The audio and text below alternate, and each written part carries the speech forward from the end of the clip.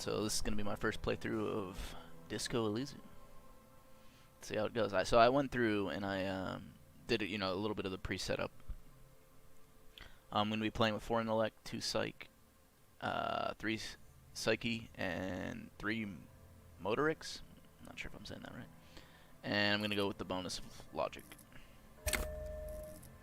Now I've watched a couple people play this, just, for a little bit, but pretty much brand new to this. So let's get into it.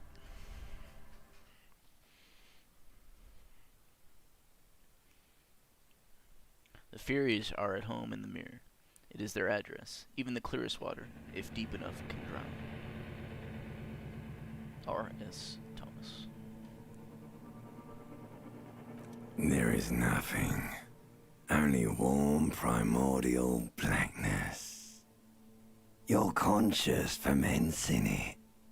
No larger than a single grain of malt. You don't have to do anything anymore. Ever. Never, ever. Never, ever, ever? Never, ever, ever, baby. Simply keep on non-existing. An inordinate amount of time passes. It is utterly void of struggle. No ex-wives are contained within it.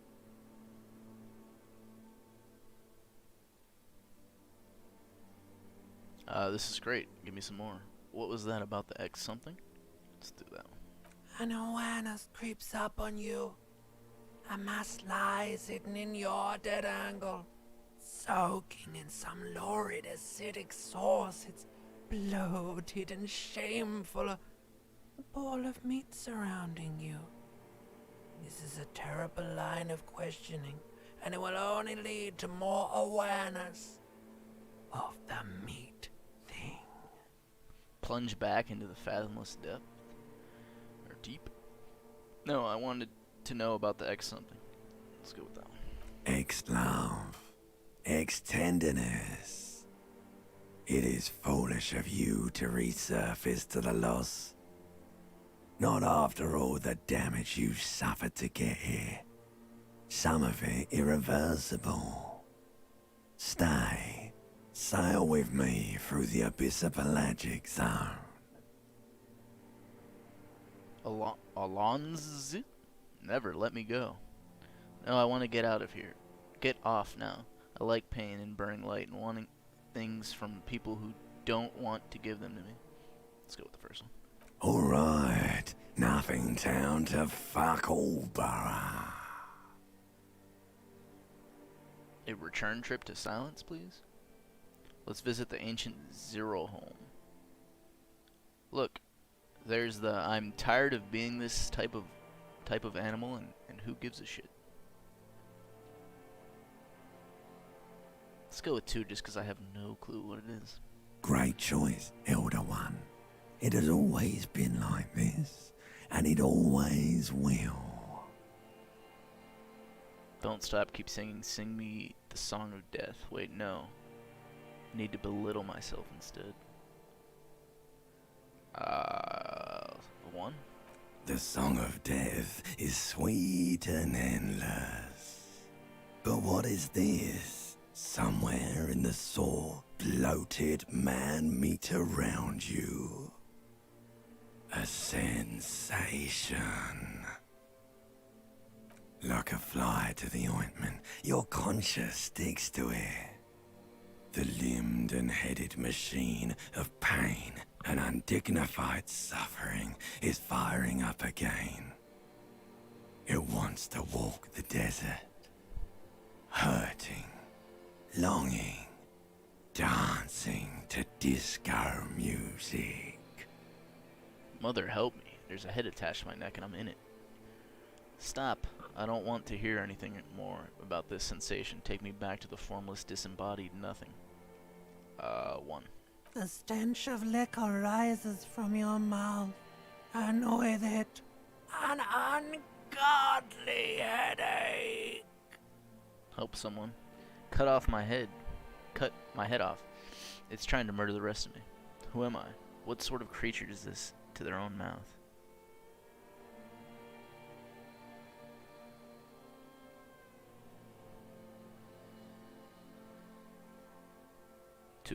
A fiery streak penetrates your skull, trying to force your eyes open.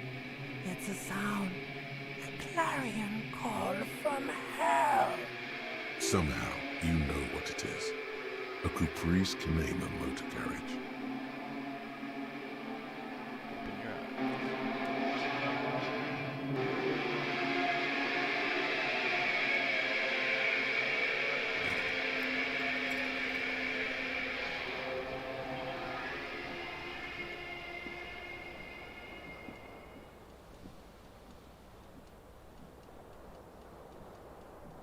Alright.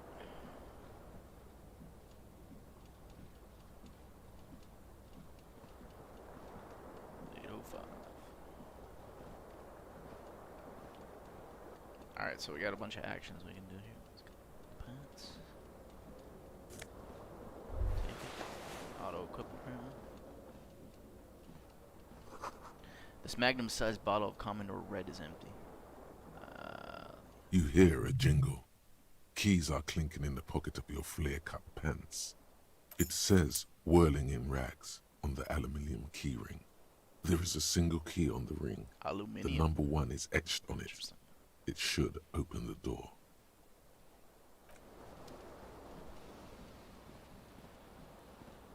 What's this? Shoe? Left foot?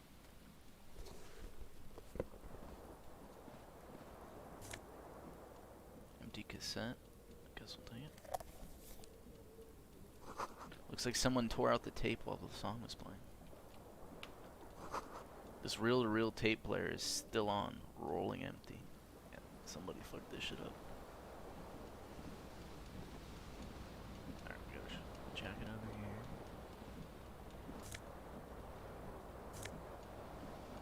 Disco Ass Blazer. One to a spirit decor. If we're gonna get a bunch of French words in this, be interesting pronunciations from me. Alright. This fan has 2 chain pull switches. One ends in a tiny fan, the other in a light bulb. A truly horrific necktie has somehow attached itself to one of the blades. So we got a 42% chance of grabbing it, I guess. This is a white check, you may retry it. Higher numbers are better, lower numbers are bad. Let's try one of these other options. Pull on the fan, pull on the light bulb. The blades come squeaking to a halt. It should be easier to reach the tie now. Okay, we upped our odds. Let's try the light bulb. A terrible mistake. Turn the lights off immediately. You can practically feel the photons burning a hole in your brain. I must be in some kind of hangover. Bring it on. Pull a gun. Let's not be a mad. Torture ourselves here. Let's do number 2. The lights are off. Alright, let's grab 4. You swoop up and catch the tie. Snap. It's released from the blade. What you have in your hand is a truly hideous necktie with 4 or 5 different patterns. The knot reminds you of a noose. Alright, what else? Sure.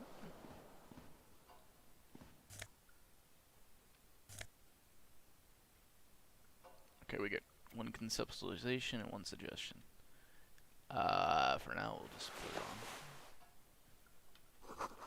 You see bottles in the bathtub, wine, beer, and sweet liqueurs.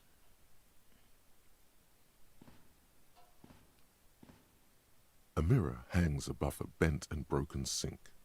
In a fierce discharge of masculine energy, someone has ripped half the faucet off. Hot water sprays from the base and steam covers the mirror. You cannot see yourself, just the outline of a man. Place is messed up. Suddenly, you realize you have no memory of the face that awaits you there, underneath the soft vapor. Really nothing? Wipe the mirror? No way, I'm not doing this. Back off. Really nothing. Really, all recollection of the person you are The people in your life and even the world you're in has drowned in a sea of blood alcohol. This was no mere night of drinking. It was a deluge of world-ending proportions. Swipe the mirror. As you slowly reach your hand towards the surface of the mirror. Abort. You clearly have not thought this through. You won't like what you see there, and you will never unbecome it. I don't care. Still wipe the mirror. Maybe I should touch it first. Make sure there's nothing wrong with my face. Better not to know. Leave. It is what it is. We're going with number 1. Behold.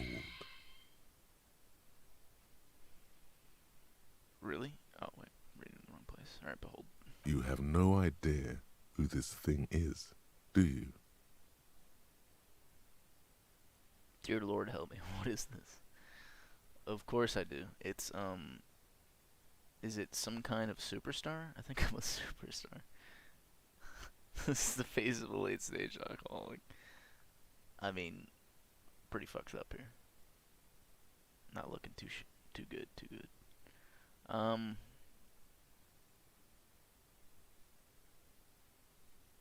3 or 1.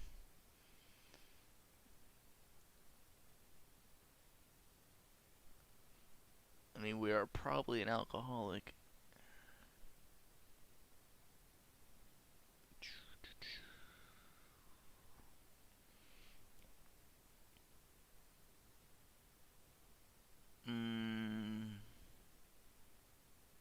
Yeah, I mean, there's probably more to it. Let's just go with 1.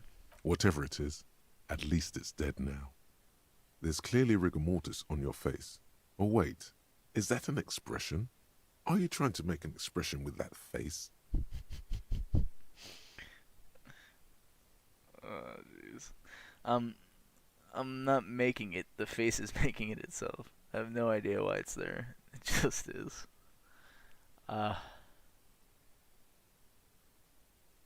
2. Please stop. It's horrible. You're scaring yourself. Okay, try to stop. Oh my God. You can't stop. It's like it's not even voluntary anymore. You have worn that grin into your face and now it won't come off. What does it even mean? What is the emotion you're trying to convey? Superstardom. God, I don't know. It's indescribable. I think it's supposed to look suggestive. I'm afraid it's meant for the ladies. I'm insinuating that I'm vaguely sympathetic. I think I'm sort of pulling it off too, in a sad has-been kind of way. There is some charm to it. It's an expression of pain.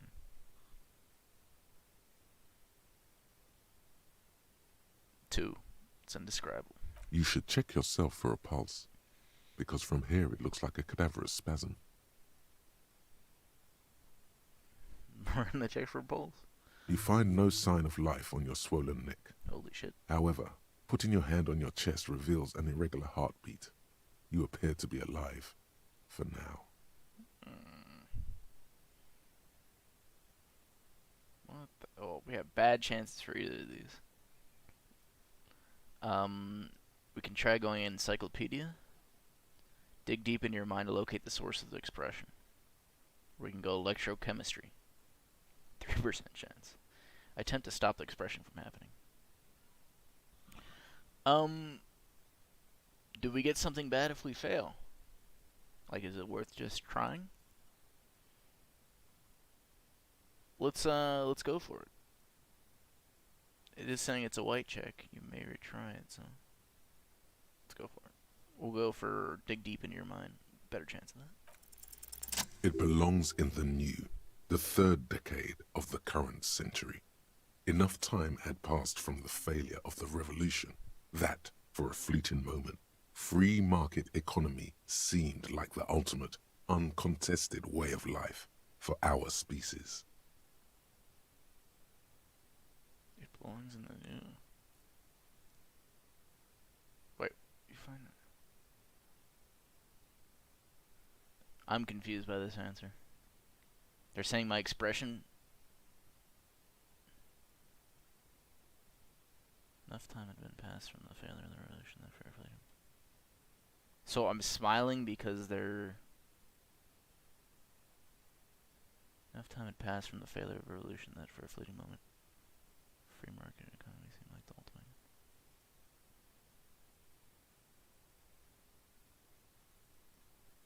I'm smiling because the revolution failed, I guess?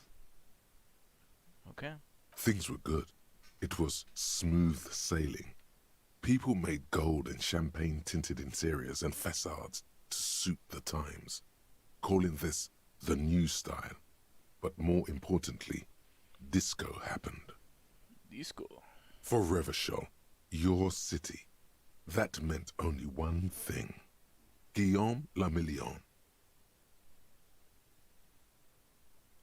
Revachol is our city, or Revachol. Okay. If it doesn't rhyme, you're not pronouncing it right. Out of the dazzling swirl of disco music, in an open-air boîte de nuit, somewhere in Revachol West, Guillaume's blonde mane appeared on the screen. He sang some bullshit. Then he made the expression.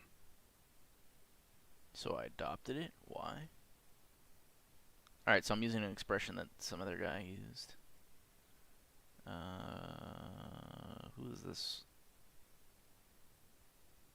Guillaume guy. So I adopted it. Why?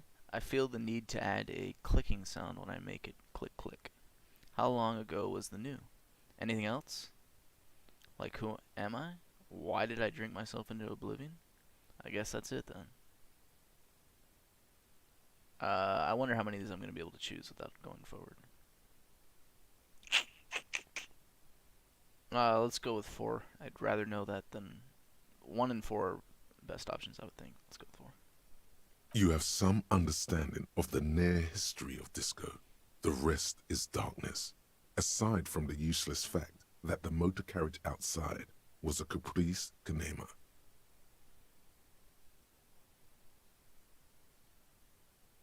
So I adopted it? Why? Everyone loved it.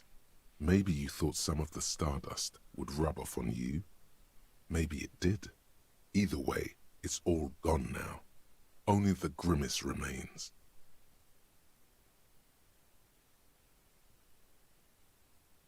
How long ago was the new? Some 20-odd years. There is a vast ocean of time between right now and the expression. Looking good on you, or anyone. Humanity has run aground in that time. It's a different world now. The expression is a relic. I feel the need to add a clicking sound when I make it. Click, click. What? Let's just do that because I'm not sure what's up with this. The click is used to spur on a horse. It also features heavily in Guillaume le Million's regional mega hit, Don't Worry, Your Pretty Little Head. Okay. I guess that's it then. It doesn't have to be. You can swoon over Guillaume and his champagne-corked smile whenever you want to. Maybe some of the stardust will return. I mean, since it's a white check, I think it's best just to give it a shot. 3%, here we go. It's too late. Like an image on film. The expression belongs to your primary motor cortex. It would take a minor neurological miracle for you to cease producing it. Let the mirror be. Alright, onward. What do we got here? Some kind of thought forming in our head? What? Yeah, I guess not. Alright, we got 2 doors. Let's check out the window first. The window stands broken in its frame. Cold wind blows in. Look out. The morning light hurts your eyes. It's hazy, but you see the ocean and some war-torn buildings. Assess the damage. What do you mean, assess the damage? How would you do that? 83% failure. What are you even trying to do? I think that goes out. Whereas I don't know where this goes, so we'll try this one first.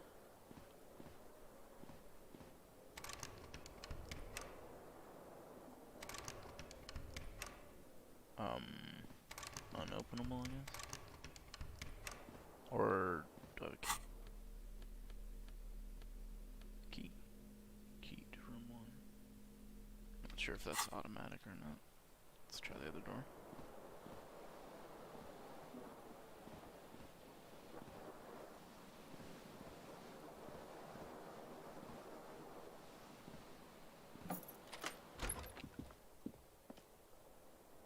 What? I saw something. Alright. Some lady. Balcony. Let's take a look at this. Something on the table. Okay. Money. How much that's worth? How much 40 cents gets you? I'm not sure where we're going. Probably should have talked to that person, I guess.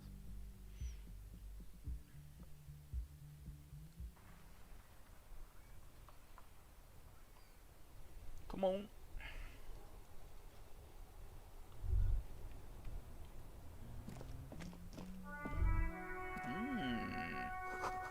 A gust of briny wind washes over. This looks like our other shoe, though. Big winds. We got it, boys. There they both are. Two identical shoes, both copiously green and indiscriminately snakeskin, reunited on your feet. Snakeskin boots. Like two baby crocodiles.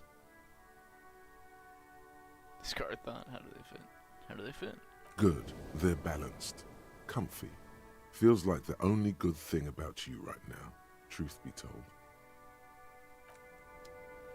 That's all you need. All you need is a good pair of shoes. That's it. Short on money? Equip a plastic bag, collect bottles, and sell them at free day. Interesting. Can I actually grab bottles? Not these. Oh, maybe I need a plastic bag. Yeah, don't have one. Alright. Calendar says it's March. The year is 51. Hello, officer. What happens in 51 that made it a calendar year? Or the start of the calendar, I guess. We shall see. Probably some big event.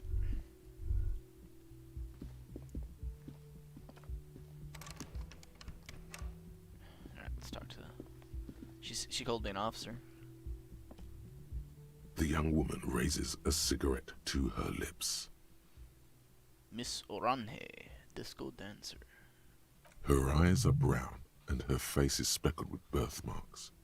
She can't be more than 28. Officer? Am I military personnel? Turn your bloated face away from her beauty and just keep on walking. Let's try to get some information. Number 1. No.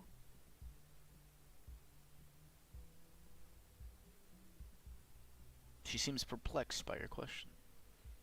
Wait, I know. I'm a businessman. Chief Executive Officer, right?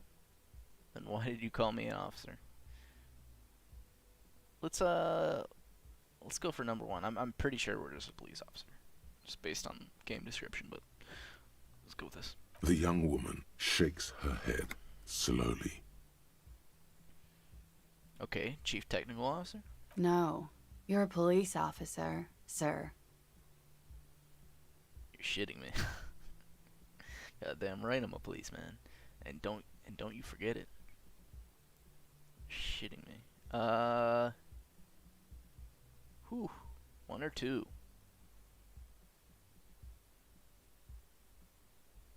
Let's go with number 2. I mean, looks like we friggin' lost in the room. Can't be great. You're shitting me. I'm not. Unless you've been shitting us all this time. She takes another drag. All this time? You've been here for 3 days. On official police business, no less. And what business is that? Couldn't say. In truth, so far, mostly drinking. You have no doubt about the drinking. But do you strike yourself as a tight-lipped drunk? She must have heard something. I might not know where I am or who I am, or what a Cupris kinema is. How I know what one sounds like. Why don't I remember being a cop or anything else?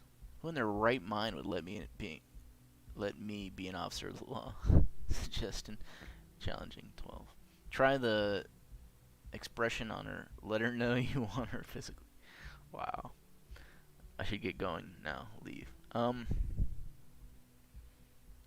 mean, we seem pretty effed up. Probably thinking number 3. 2's kind of good.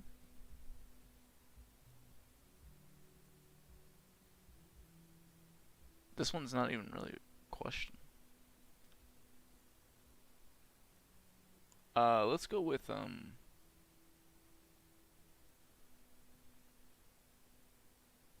I mean, we don't really have any information about ourselves, so like I'm probably gonna go with number 2. Yeah, let's go with number 2. Why don't I remember being a cop or anything else? 3 isn't terrible though. Could it be because of the drinking? She raises an eyebrow. The cigarette sizzles. Oh, continuing on. Let's go 3. Don't be so harsh on yourself. They let almost anyone be a police officer.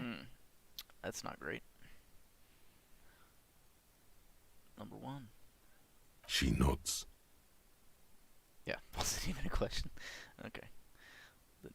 But I do know when someone's not telling me the whole story. What am I doing here? What's my case? Let's see if she knows. There's a mercenary out back. He's been hanged. The body has been there for a week now. The locals probably got tired of it and called the cops. Okay, so we're investigating a murder, probably? And why didn't you just tell me that? I didn't mean to overwhelm you with information. You seem a bit lost, officer. I should get going now. Leave. Of course. Be careful, officer. They don't like the police around here. No bueno. Something stirs in you as she's about to go. Call it an instinct, a need. The need to ask questions. It's like you said the words 1,000,000 times before. She looks back at you, a light glinting off her eyes.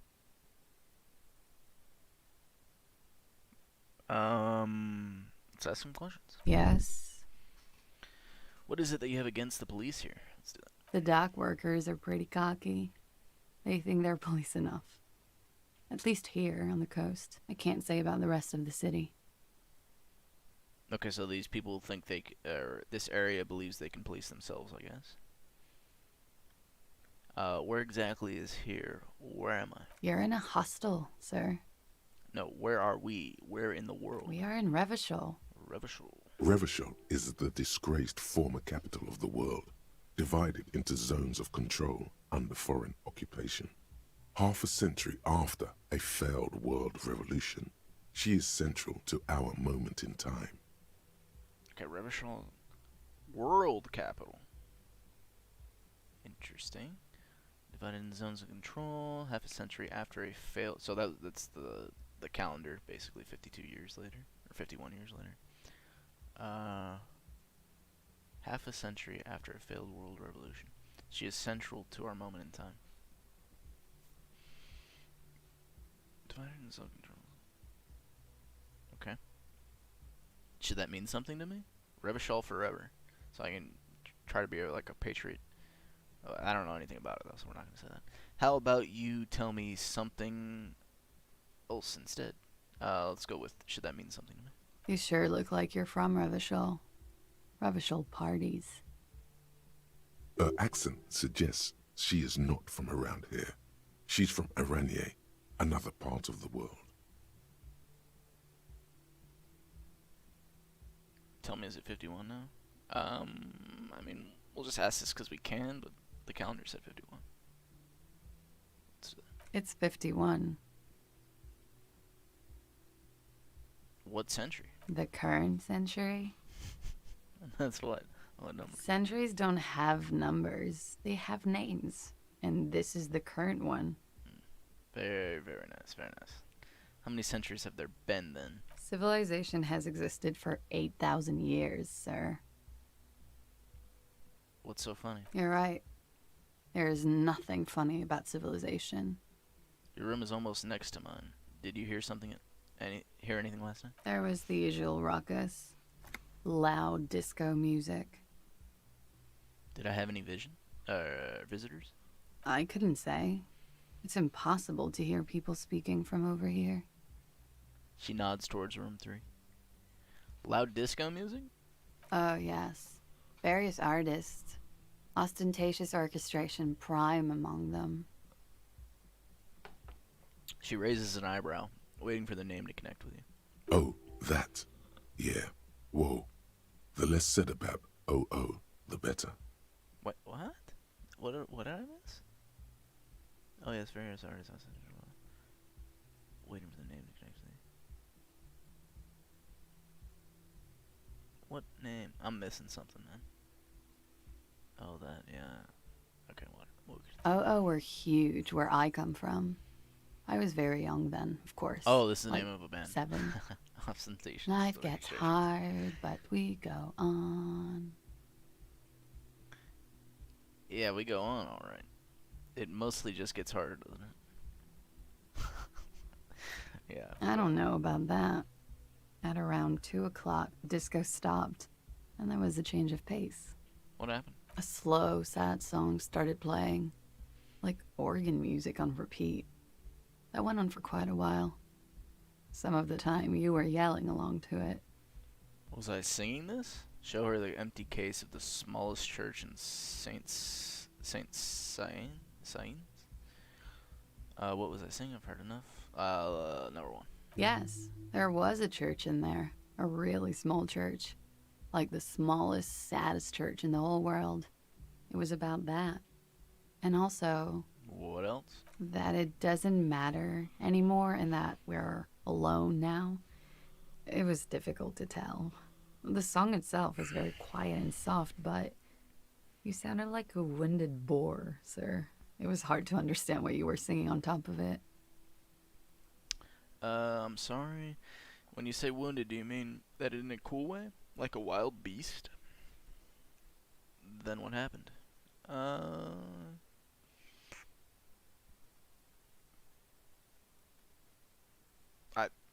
Well, not too.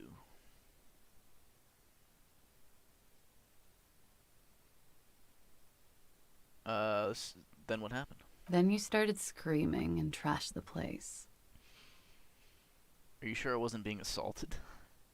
That's so me. what did I do? You're making this up. I would never behave like that. Let's go with 1. No, it didn't sound like there was a fight. It sounded like someone was trashing their room. A window was smashed. The tape player, probably. The song stopped. Seems And like I have furniture, too. some serious unresolved A issues. real destructathon. There was screaming. Then I think you passed out. Was there anything else? Please tell me there wasn't anything else. It pries me to hear this. Tell me there was more. It pries me to hear this. Tell me there's more. Wow.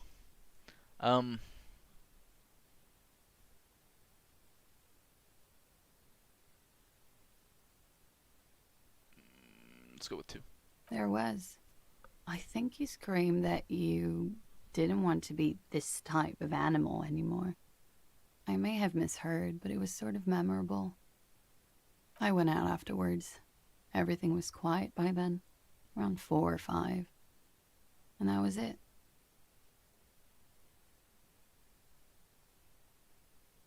Okay, you can go now. Glad to have been of assistance. Alright, learned quite a bit. Let's see. What just happened? I clicked on it. Looks like she left a nice long stub in the ashtray. It's still smoking. Alright, let's talk to ourselves. You should pick that fat, juicy cigarette butt from the tray, light it up, and smoke the living shit out of it. The what now? Am I a smoker? Nah, discard that. Let's ask, am I a smoker? Who knows what you are? A monster, a murderer, the gnome of Jeroma? You feel like a smoker, especially when you look at that juicy, Succulent, seductive cigarette stub, still smoldering, delicious. If that's our thoughts about the cigarette stub, we're most likely a smoker. That sounds like addiction there. Alright, but she broke it at the filter. I can't smoke that. How very astute of you. This renders it ineffectual. You should look for a whole cigarette, or better yet, an entire pack. Strike that. A carton. Make sure they're all healthy and able-bodied. Then smoke them all. Yes, I should do that. I should enthusiastically do that. I should not do that. I'll make it priority 1. Well, I'll think about it. 3. I should not do that. Good. They'll make you stronger and better. You're too old to be cool now. But find cigarettes, smoke them, blam. Instantly a cool renegade man. A mystical red dragon with smoke rising from his nostrils. Plus, smoking them gives massive bonuses. New task. Find smokes and smoke them. I wonder what kind of bonuses you get from smoking. Is there literally no negatives to smoking them in this game? It'd be a little bit weird. Let's check the door. The door is closed. There is no answer. You hear the shower being turned on. A tremendous loneliness comes over you. Everybody in the world is doing something without you. I'm so alone. Why are you doing this? Don't do this to me. Beauty, don't abandon me in all this ugliness. Swallow the emotion.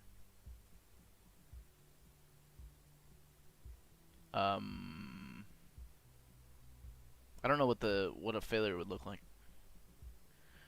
Do we get worse choices or something like that? Alright, so tremendous loneliness comes over you. Everybody in the world is doing something without you. I'm so alone. Why are you doing this? Don't do this to me. Beauty, don't abandon me in all this ugliness. Swallow the I get swallow the emotion. The door is closed. Knock again. Still no answer. Alright, I mean, we just talked to her. We're just gonna leave. No point going in there. One thing. This is the weekend edition of the satirical newspaper Trompe Le Monde. I'm almost certain I mispronounced that, but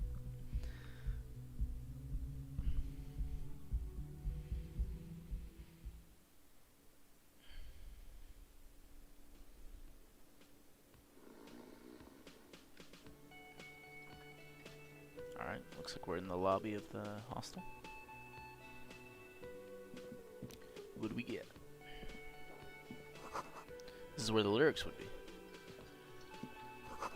Big old karaoke mic just waiting for someone to sing into it. Is this leaving or looking at the sign? Summer door closed for the winter. Go back upstairs. Take a look. What the hell is this? Speakers connected to the radio. The music is seasoned with static.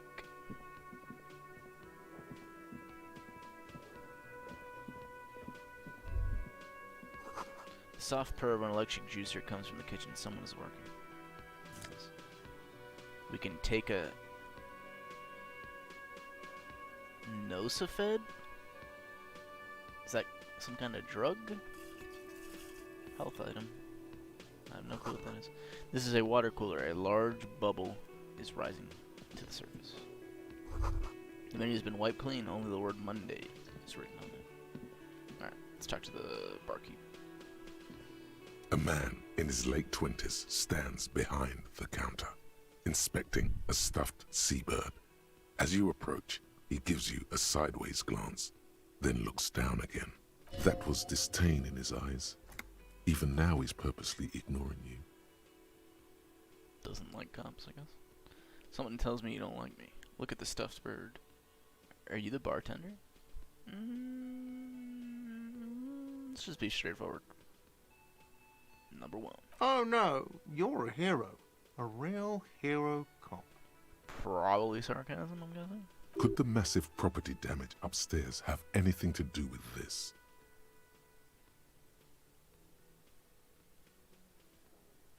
Oh yeah, maybe he doesn't. Maybe it's not that he doesn't like cops. Maybe he knows what we did upstairs. So I'm not only a cop, but I'm also a hero. We're gonna go with you're being sarcastic. Am I? Or did you ride in, take the body down, solve the murder, and not trash my hostel room? Oh my god, I did all of those things. I'm guessing I didn't do any of those things. I do not appreciate your tone. This is no way to talk to an officer. I mean, if we trash this room, we can't not about that.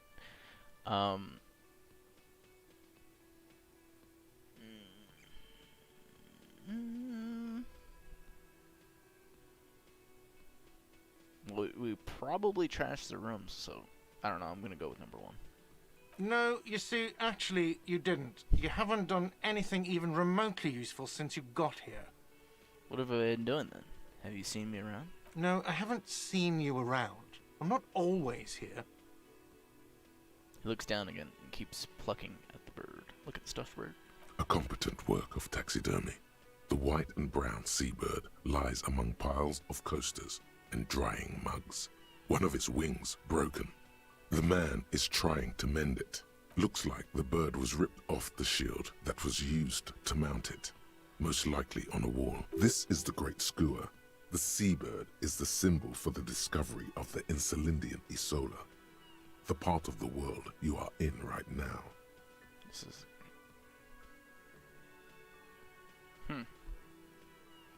What happened to the bird? Can I help you with that? That's the Great Skua, right? Let's go with 3. Look, your buddy is over there. He looks at the doors where a man in a bomber jacket is tapping his foot on the floor. Apparently he doesn't want to talk to me. Why don't you go and talk to him, okay? What do you mean, my buddy? He pretends not to hear you, concentrating on the bird instead. Are you the bartender? No, I'm not the bartender. I'm the cafeteria manager. He's very animated all of a sudden. This seems like a touchy subject.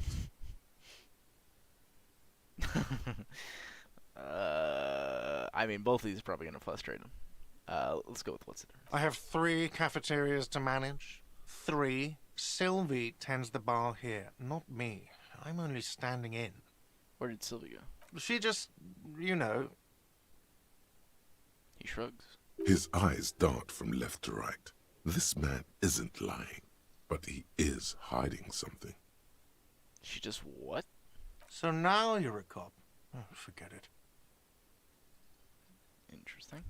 Leave. A woman's hand wrote yesterday's menu. Today's starts in a man's handwriting. Okay. You should totally sing karaoke here, the first chance you get. Your emotions need to be expressed. People need to know your vast oceanic soul. My soul is immense. My soul is modest. It's normal sized. My soul is punny. My soul's cubic content is obscured by the hangover. We're going with 4. Of course, at this point, precise measurements of your soul can only be performed from the outside. It needs to be heard through a PA system by other people. What should I sing when it comes to it? When it comes to it? Yeah. You should sing the sad small church song from that tape you found. Thought it was obvious. Of course. They'll really get a gauge in my soul with that. I was thinking maybe I could sing something happy, like from those ostentatious orchestrations, folks. Oh, let's go with what the mind's saying here. I know they talked a little bit about the song, but I don't really know what's in the song, so let's do that. Serves them right. Wipe that smirk off their face with your sad, tragic, small church song. So it's a sad Who's song. laughing now? I mean, we seem to be have some unresolved issues, so we're probably sad. Who's laughing now? You would need another copy of the tape first, though. The one upstairs is destroyed. No, we can't even do that. So we need to find a tape and come back. Interesting. Let's head into the back before talking with our so-called buddy. The door's bolted. Sign reads, kitchen reserved for personnel until 1300. Okay, I guess we can't do that. Anything to pick up? Negative. Sign reads, mess hall reserved for union members. Door opens 1600. What's this? This royal pinball machine is unplugged. Alright, let's talk to the wheelchair person. Hello, sweetie. Lena, the cryptozoologist's wife. Hello, sweetie. You shouldn't keep your colleague waiting. She nods toward the man in the orange bomber jacket. Can I not talk to him? Hello, sweetie. You shouldn't. Okay. Let's just make sure we can't do anything else. Oh, some dude. Take a look at this. Bottle of rum has been knocked over. Beautiful dark liquid is spilling out. Sleeping dock worker. A man is sleeping at the table wearing mud-caked boots and rolled down overalls. The back of his shirt reads Wild Pines encircled by a logo with a tree. On the counter, rolled out of his open hand, you see a blister pack of headache medicine. Pick up the pills. Physical instrument. Wake him up. I mean, let's just leave the guy alone. I'm not gonna steal his pills. A bespectacled man in an orange bomber jacket is tapping his foot on the floor. Looks like he's waiting for someone. As you approach, he narrows his eyes and extends his hand in greeting. Shake his hand. Hello, I'm Kim Kitsuragi, Lieutenant, Precinct 57. You must be from the 41st. You realize he's waiting for your name. We can try to invent a name for ourselves. Say nothing. I don't know, man. So, this makes us look like an idiot, but we don't. Actually don't know our name. Should we just... Let's just say nothing. See how that goes. It looks like we had a little scheduling error on Sunday. Saturday too, actually. Have you had time to talk to the manager here? What he means is, he has been trying to meet up with you for 2 days, but you have been otherwise occupied. You mean him? Not toward the captain. Yeah, I just talked to him. No, I haven't. There must be some kind of a misunderstanding. You're taking me for someone else. No, one. If you don't mind, we should talk to him again. Ask him for a rundown of the area. Now that I'm here as well. I understand the scene is out back, right? It also wouldn't hurt to assure him the police are finally here. In full force, I mean. Have you mapped out the initial interviews? Yes, the police. I'm aware I'm a police. What interviews?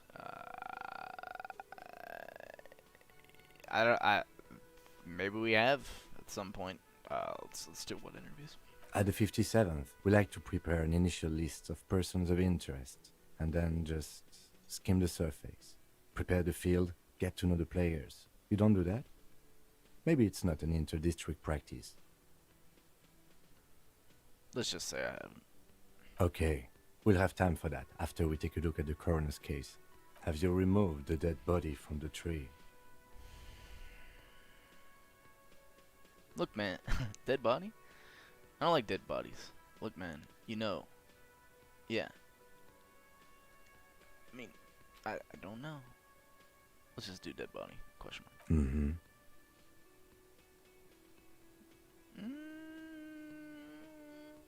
You think we removed it? I'm gonna say no. So, the body is still in the tree. This is the first time you detect a weariness in the lieutenant's voice. It is obvious he would have preferred for the body to no longer be in the tree. Where it has been hanging for 7 days straight. We should go there as soon as we are done talking to the owner. What if I told you I'm not really a police officer? How can you be so sure I'm from the police? But I can't remember anything. What were we supposed to do again? I don't know. Let's just tell him the truth. I can see you drank last night and the night before, and that you are still drunk now. But I have seen officers go through worse. Much worse. Yikes. If you need something for your headache, there is a general store nearby. But as I said, the dead body should be our #1 concern. How can you be so sure I'm from the police? I was sent here to meet a detective from Precinct 41. You have the insignia of the citizens' militia on your sleeve and on your back. I suppose you could be impersonating him. You could have gotten the insignia from the black market or forged it. But for now, I'm going to set those possibilities aside. I'm not from the Inspectorate General. Inspectorate General means internal affairs. What he's saying is he's not from the Rat Squad and isn't supposed to suspect such things. You mean internal affairs? Yes, but I'm not them. I'm from criminal investigation. You said insignia. These white rectangles, you mean? Point to your sleeve. Okay. He nods. Okay.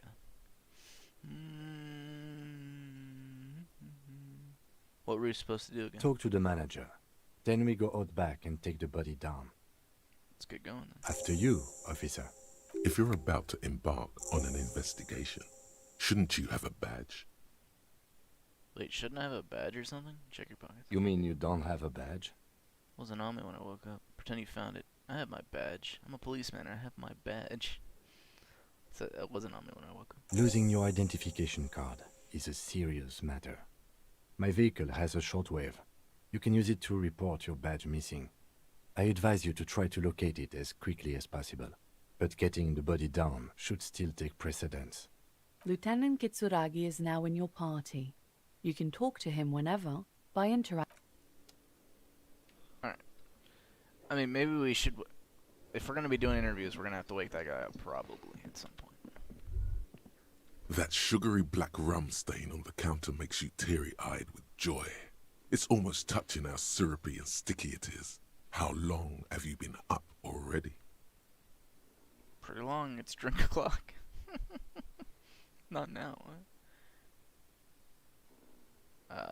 An hour? Sweet Lord, a whole hour.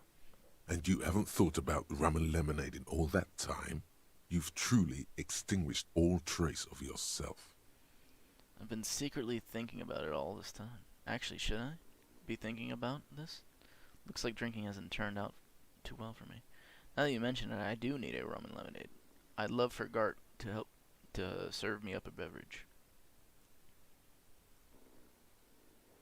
Let's go with 2. Maybe you haven't turned out well for your drinking. Have you thought about that? Get a goddamn rum and lemonade into yourself, boy. Or better yet, lick that stain off the counter. Lick it. Don't lick it. Lick it, but only a little bit. Don't lick it. What happened, man? You used to be cool. Go get your boring normal person drink then. It would go well with those cigarettes. That's a great combination. Fine booze and drinking. So we're getting these tasks. I mean, are they always positives? Don't know. Alright, take a look at this. So we got some... These are our tasks, I guess. Find booze, drink it, report your badge missing, inspect the backyard, interview cafeteria manager, sing karaoke. Fine, so I mean, there's a couple I want to do. I don't really want to do the smokes, and I don't want to do the booze. The rest are okay. Can we talk to this lady now? Hello again, sweetie. The lieutenant nods politely. Oh, I skipped that. I see you've met up with your colleague. She looks at the lieutenant. Wait, who's Sweetie? Who's Sweetie? Why, you are, officer. No, Sweetie, look at me. Maybe I am. And have you found anyone to be sweet to? She smiles conspiratorially. No, I'm done with mating rituals this time. What? I don't know, wink? Maybe I have. I had once, winked twice. But then I lost her. I don't really want to talk about that right now. I'm sorry if I was being overly familiar. I know we've only just met. You must forgive me. I'm getting so scatterbrained.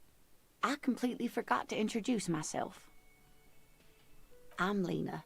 My husband Morel and I are staying with our friend Gary just down the street, but I come here for tea when they're away. Her eyes glitter over the rims of her glasses, and she looks up smiling. This Lena is wacky enough for the motley crew. Hire her on the spot. You seem to be in a chair. How'd you like to roll with me? I don't know if you've How would you like to roll with me?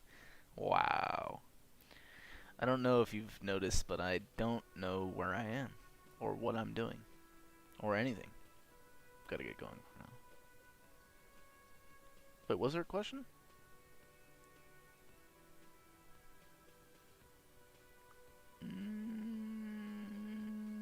You seem to be in a chair. Yes, dear. I'm a paraplegic. A paraplegic is someone with limited or no ability to use the lower half of their body. Paraplegia is caused by spinal cord injuries, like falling from a great height, or a grenade explosion. A grenade? Did you fight in a war? Oh, you just go straight to a grenade? I'm sorry, it was rude of me to mention the wheelchair. Let's move on, proceed. Thanks for clearing that up for me. Let's move on, proceed. I mean, I'd like to know. Should we just go straight to the dumb question? Let's do it. No, dear. I'm not quite that old. Although I was injured in the line of duty. Were you a mountaineer? Were you a tightrope walker? I feel like I was in a war.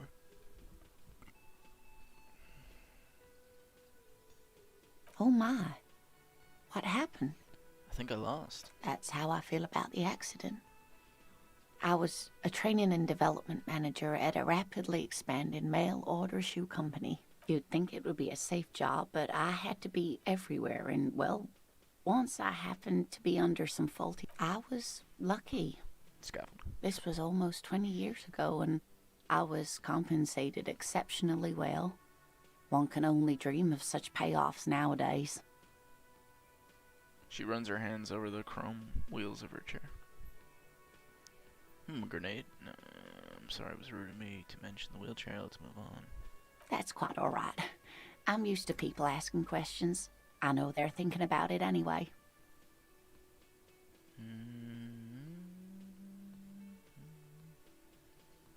I don't know if you noticed, but I don't know where I am or what I'm doing or anything.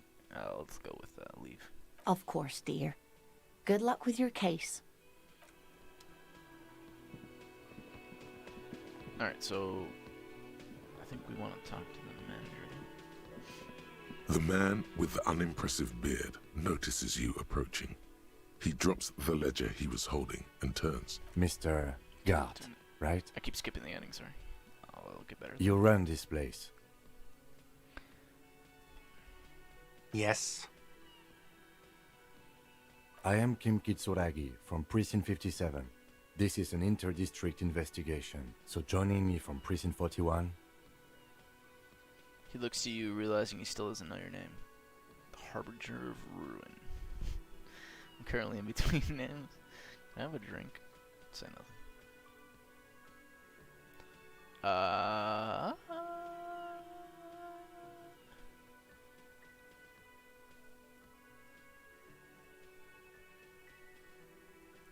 I mean, can we get a non-alcoholic drink? Let's try. No, you cannot. He leans in for emphasis. You cannot. Officer, I was thinking more along the lines of your name. I'm currently in between names. I mean, say nothing? Right. Now, I know it took us a while to arrive at the scene. It also took you a while to call us and report the dead body. It was you who placed the call, yes? I don't know anything. No, I only just got here. was talking to It was others. probably Sylvie who called you. She usually works the bar here. I'm only temporarily taking over her duties. Do you have her number? As a matter of fact, I do. He looks behind a pile of coasters, finds a slip of paper, and hands it to the lieutenant. You said you just got here. From where? Are you a local? What, of Martinez? No, I live in Jamrock. I only sometimes come here to keep an eye on the place. This is just one of the many, many cafeterias I manage. But you still know your way around, yes? In case we need directions. Yes, I know where some things are, but as I said, I don't live here. I just used to work here. And I'm not going to start working here again, if that's what you think. I didn't imply that. Detective. He probably means this is where you step in and ask your questions. Right then, questions. I got this. Play the fool. Who, me? No, I'm good. Pass on the question. Let's try the questions out. His face expresses profound doubt in your having this. Where exactly is the body? Let's start with that. Behind this building, there's a courtyard. They hoisted him up on a tree there. He points to the kitchen behind him. That's easy. See that door there? First you exit through that. Then, to your right, you should see a big hole in the fence. A really big one. You can get to the courtyard through there. No need for the keys. The hole is big enough for the Franco-Nigerian cavalry to fit through.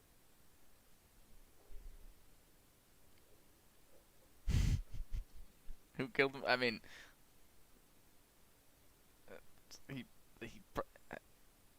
let's see if he has a guess. Whatever. I don't know who killed him. I'm not the police. That's your job. Indeed. Let's do it. Did you kill him? Let's see if it gets him. What are you, crazy? Of course I didn't kill him. Why did Sylvie go away? Haven't you asked me that already? What is it with you and this woman? She has nothing to do with this.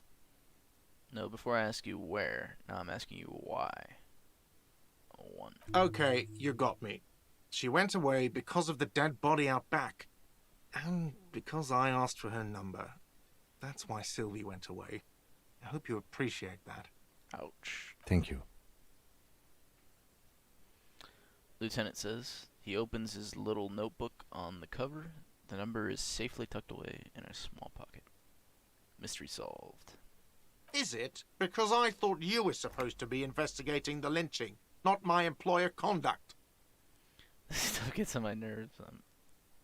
I am a feminist. I guess I like to be thorough. Everything has something to do with everything. What? I guess I like that. I don't know. I just went for it. You're right. I probably shouldn't have asked. Everything has something to do with everything. I mean, it makes a little bit of sense. You gotta know what's going on in the area, because any of it could lead up to having, lead up to the cause of the murder, or why it was done. Good for you. Was there something else? I'd like to get back to what I was doing. That's all. Let's go. Not so fast.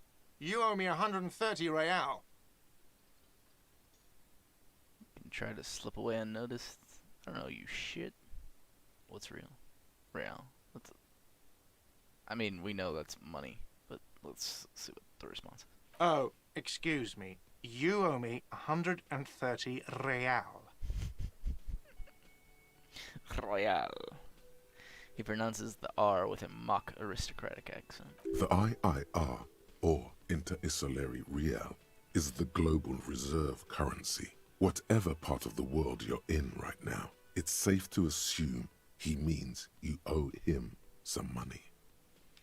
By real, do you mean some form of street cred? Oh, I understand. You mean I owe you money.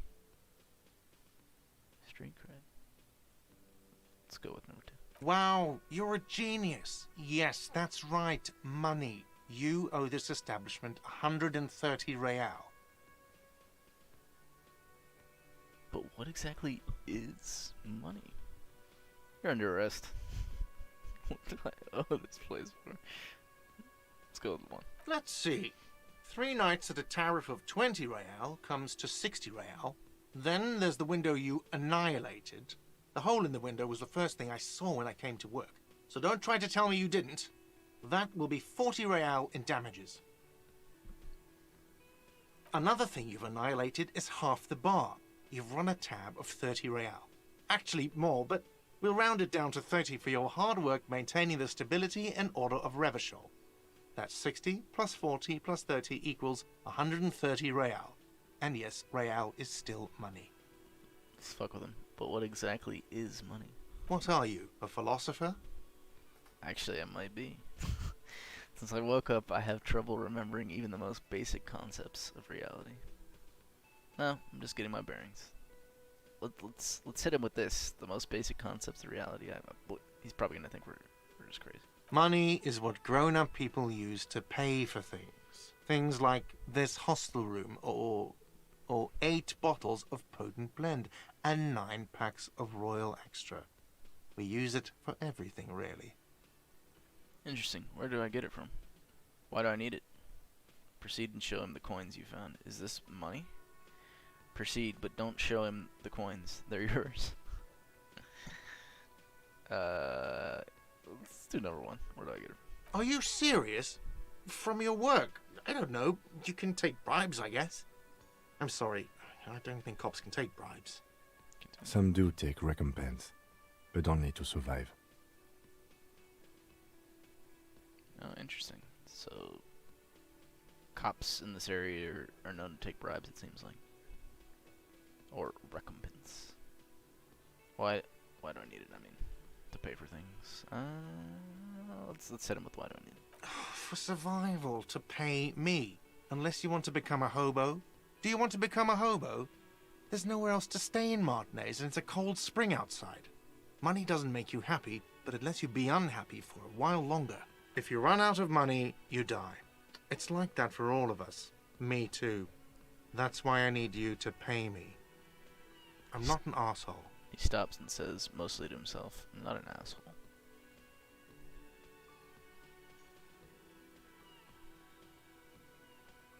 Yes, it is.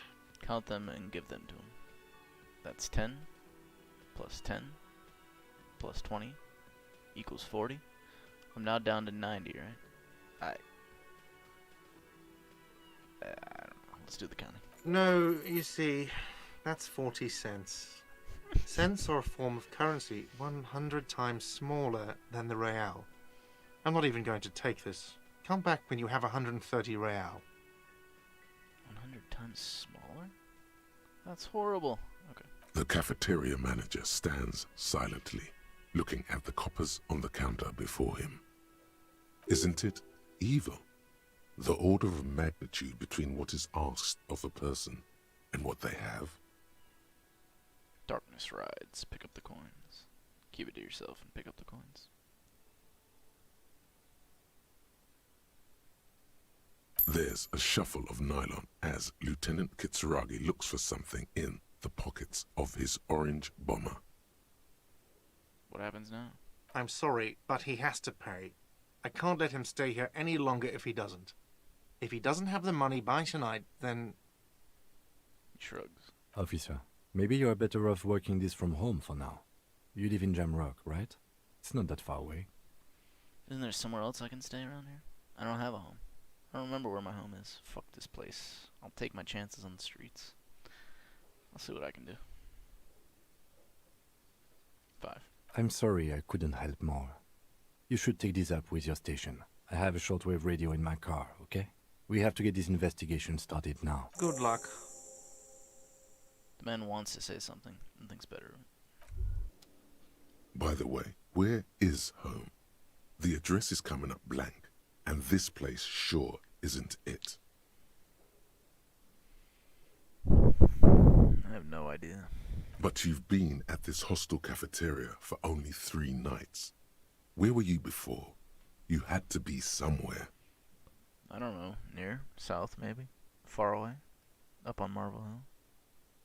Let's go with that, I don't know. You don't really know, do you? I don't. This means I'm homeless. I have only a vague blackened image. Let's go with means I'm homeless. South, maybe. Doesn't sound like somewhere you can stay if you run out of money. Could I trace the way back somehow? To the exact street? The exact number on a building?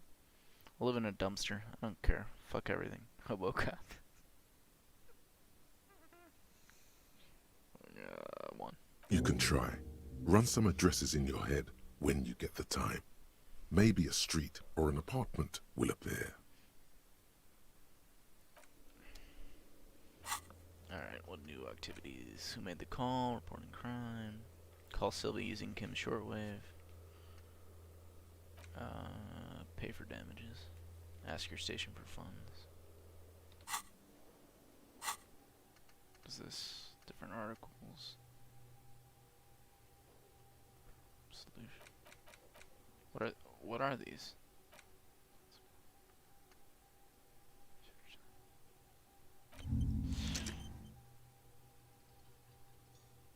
I'm researching something for 6 hours? Let's rewind. Let's trace your drunken steps back home. Jump across the race channel, bridge south of here. Fall over, get up, get off the asphalt in 20 minutes. Shuffle your feet through courtyards, scaring little children. Go under the great raised motor track, the 881, until you reach Le Domain. Le Domain Eminent in North Jamrock. The streets are frozen this time of year. Okay. I'm not sure if we're researching this and that's what I really don't know what's going on there. Can I just internalize everything? Apparently. I don't know why you wouldn't. Let's see how that goes. Alright. Cronky. What's this? Is it money? Money on the other side of the door, maybe? How do I get to the back? You need to take the body down. Didn't you say you just go through the kitchen, but we can't go through the kitchen? Alright, let's try going out. Is the door? What is this? Health +1.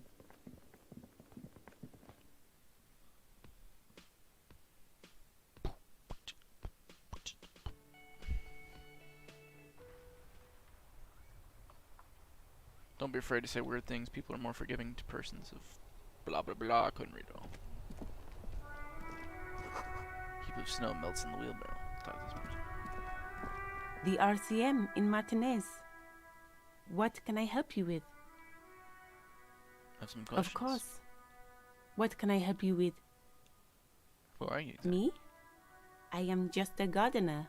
Cool. What are you doing here? Good to meet you. Just a gardener. Another question then. Let's do cool. What are you doing? I'm working.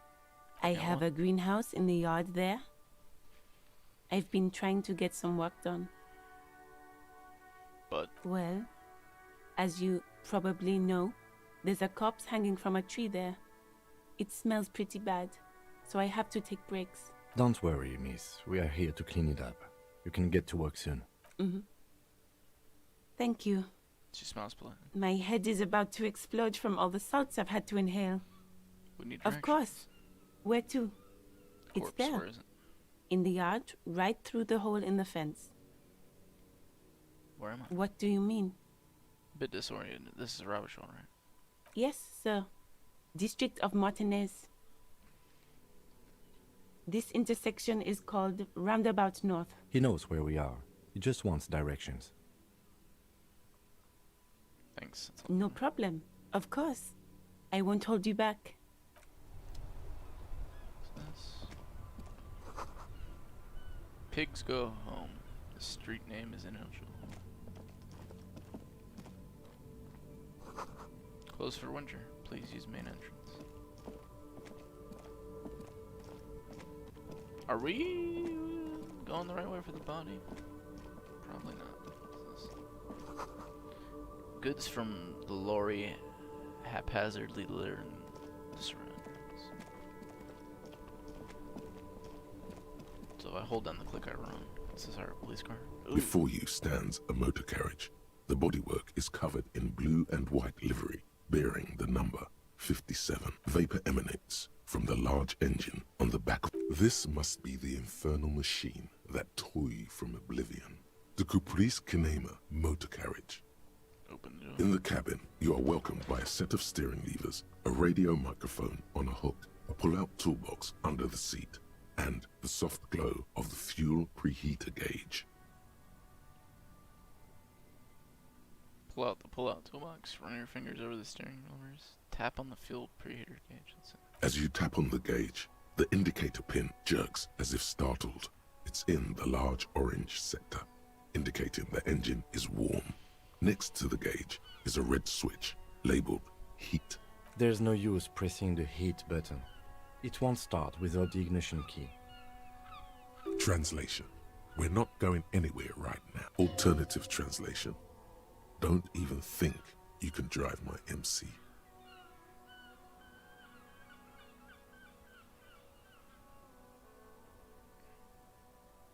Run your fingers over the steering. The white suede feels luxurious under the touch, and the metal clutch handle so very familiar in your palm. Pull out the pull-out toolbox. A metallic drawer slides out from under the seat and clicks into place. The tools inside are neatly organized. Take what you need, officer. It's going to be a long case. I'm not protective of my tools, like some men are. He's clearly a little protective of his tools. But what can you do? Work is work. Pry bar, chain cutters, flashlight. Alright, we don't need anything right now, we'll leave it. The pull-out toolbox slides back into its nest. The frequency tableau lights up, and the green button labeled Prime Line glows like a feline eye. And then you hear something. The soft purr of electrical kittens. Radio waves cast far and wide over the metropolis. A woman's voice greets you through the static. This is Precinct 57. Hello, Lieutenant. How may I assist you? Hello, Alice. Please assist our colleague from the 41st precinct here. I'm putting him on. Operating the radio is easy. Just be confident. You've probably done it 1,000 times. Come in, dispatch. Come in, dispatch. Come in, Delta 10. This is Firewalker. Copy. Hey, Alice. This is the officer from the 41st precinct speaking. Nice to meet you. This is Officer Alice Demetri, Precinct 57. How may I assist you? Could you connect me to the 41st precinct? I have something I need to report. I need you to connect me to a civilian, a Sylvie. She may have reported a murder. Let's do that. Of course. What is her number, officer?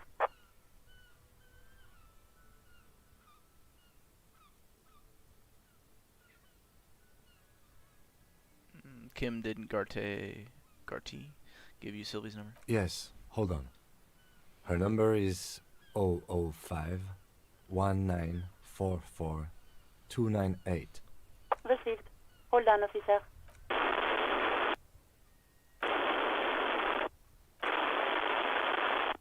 Start slapping a marching rhythm on their thighs. Give it a minute.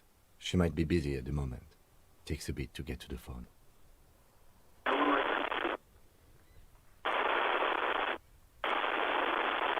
Holy shit. Officer, I have Sylvie Malaika on the line for you. Yes, hello? Female voice greets you through static. It sounds like she's millions of miles away from here. Hello, this is the police calling. I have some questions for you about your last days at work. Sylvie, I believe we've met before. This is me, a detective from the Whirling in Rags. What? Alright, we're gonna go some questions for you. Oh, right. Hello, officer. What can I do for you? There is no resentment in her tone. She wants you to ask her out. No question about it. What? You quit your job at the Whirling? Why? Was it you who called the police? Hey, do you want to grab a coffee with me sometime? I think I got everything I need, thanks.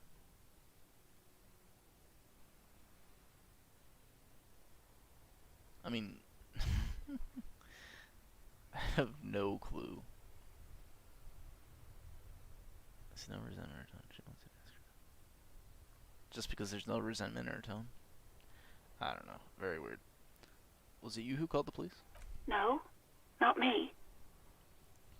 But why didn't you call? Didn't a corpse behind your workplace bother you? Do you know who made the call? Alright, let's go with the one. What? Of course it bothered me. But I thought the union already knew about the corpse. What does this union have to do with anything? I meant us. You should have called the police. Let's go with the union. Question? No one calls the police. The union would get angry. You can hear her adjust the receiver in her hand. The union would get angry. Okay. What do you mean by that? You know, what the Union says goes. People listen to them and they take care of their own, which is like everyone here. Wait, Kim. Lower your microphone. Is she speaking the truth? The Union is the law around here? I'm the authority around here. Looks like there is a limit to my authority then. Tell me, why exactly did you let a corpse hang in your own backyard for weeks instead of calling us? I see. Maybe there's something else you can tell me about. Back off. Let's go. Let's ask him. Legally, no. In reality, yes. Martinez is de facto policed by the Dock Workers Union.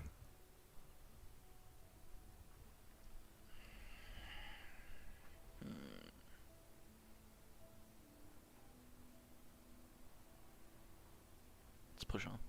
Number 3. I didn't want to get in trouble with the others. Push her further.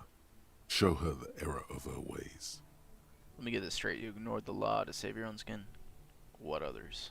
I see. Don't worry about it. I understand. Back off. What others? Is that? The other people who live around here. Local people. I didn't want trouble. What trouble? You don't live here. You don't understand. Squealing is frowned upon here. Everything is dealt with, well, by the Union, internally. Please, I just didn't want any trouble. Let me get this straight. You ignored the law to save your own skin. I see. Don't worry about it. I understand. Let's back off a little bit. I mean, I have no clue. Maybe these Union people will, beat the shit out of you or kill you if you do weird stuff. I have no clue what's going on here. You do? Oh. What else can I do for you? Do you know who made that call?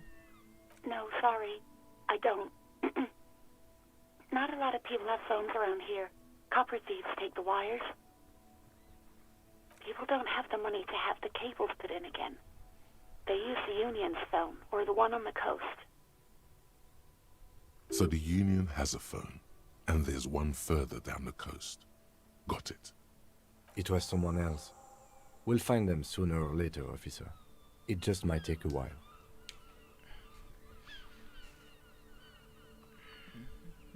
Okay, next question. Yeah, go on. You quit your job? Why? Let's go with that. You mean, why did I leave the bar? Honestly, I'm not really comfortable discussing it with you, sir. Why not? Wait, why are you uncomfortable discussing it? Okay, did you leave because... Alright, I won't push you on this. Are you ever coming back to work?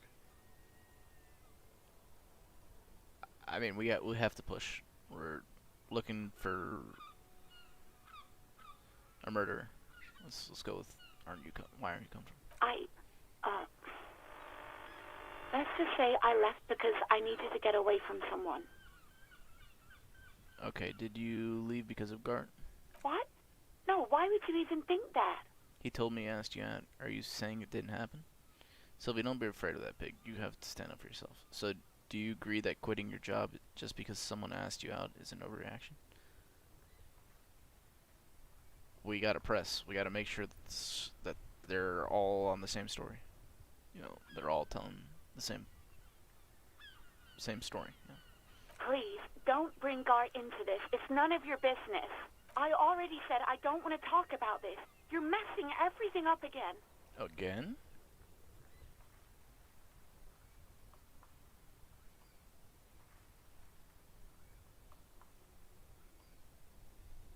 I mean, you need to keep pushing, but there's no option to do that. This one just seems dumb to me. Let's go with 4. I do hope so. Please, don't call me again. Bye. Wait, why does she seem angry with you? Well, we gotta do this one. Go the empathy, right? Yes, you have obviously done something to upset her at the Whirling in Rags, when she was still working there. Wait, before you go, you're mad at me, right?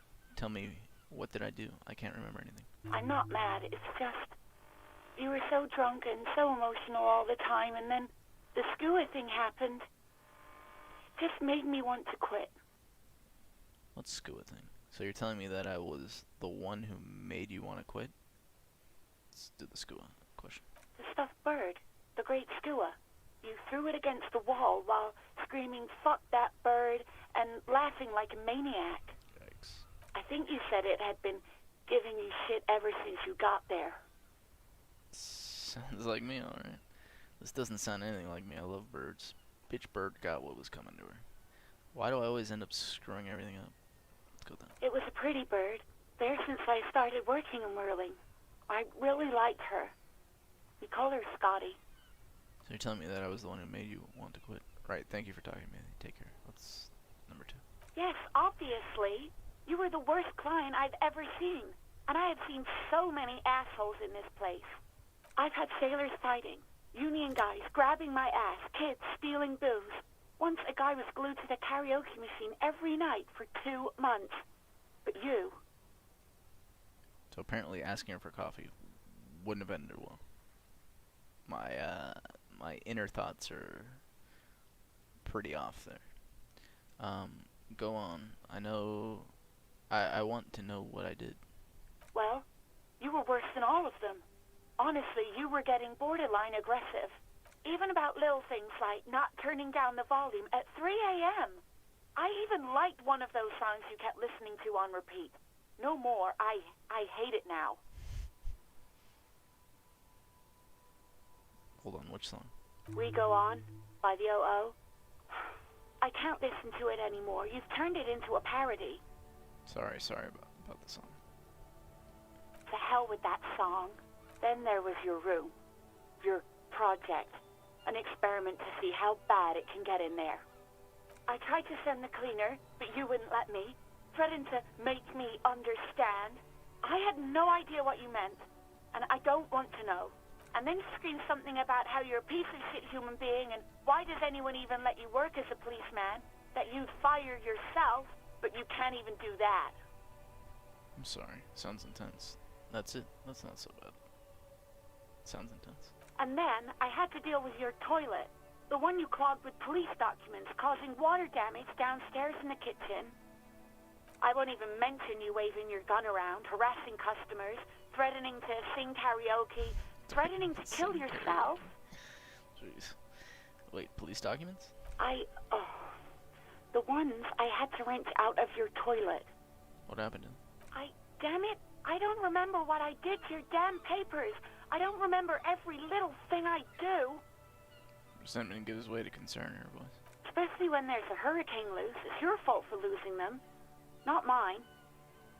Something in you wants to immediately forget about this, as if there was a reason you threw them away.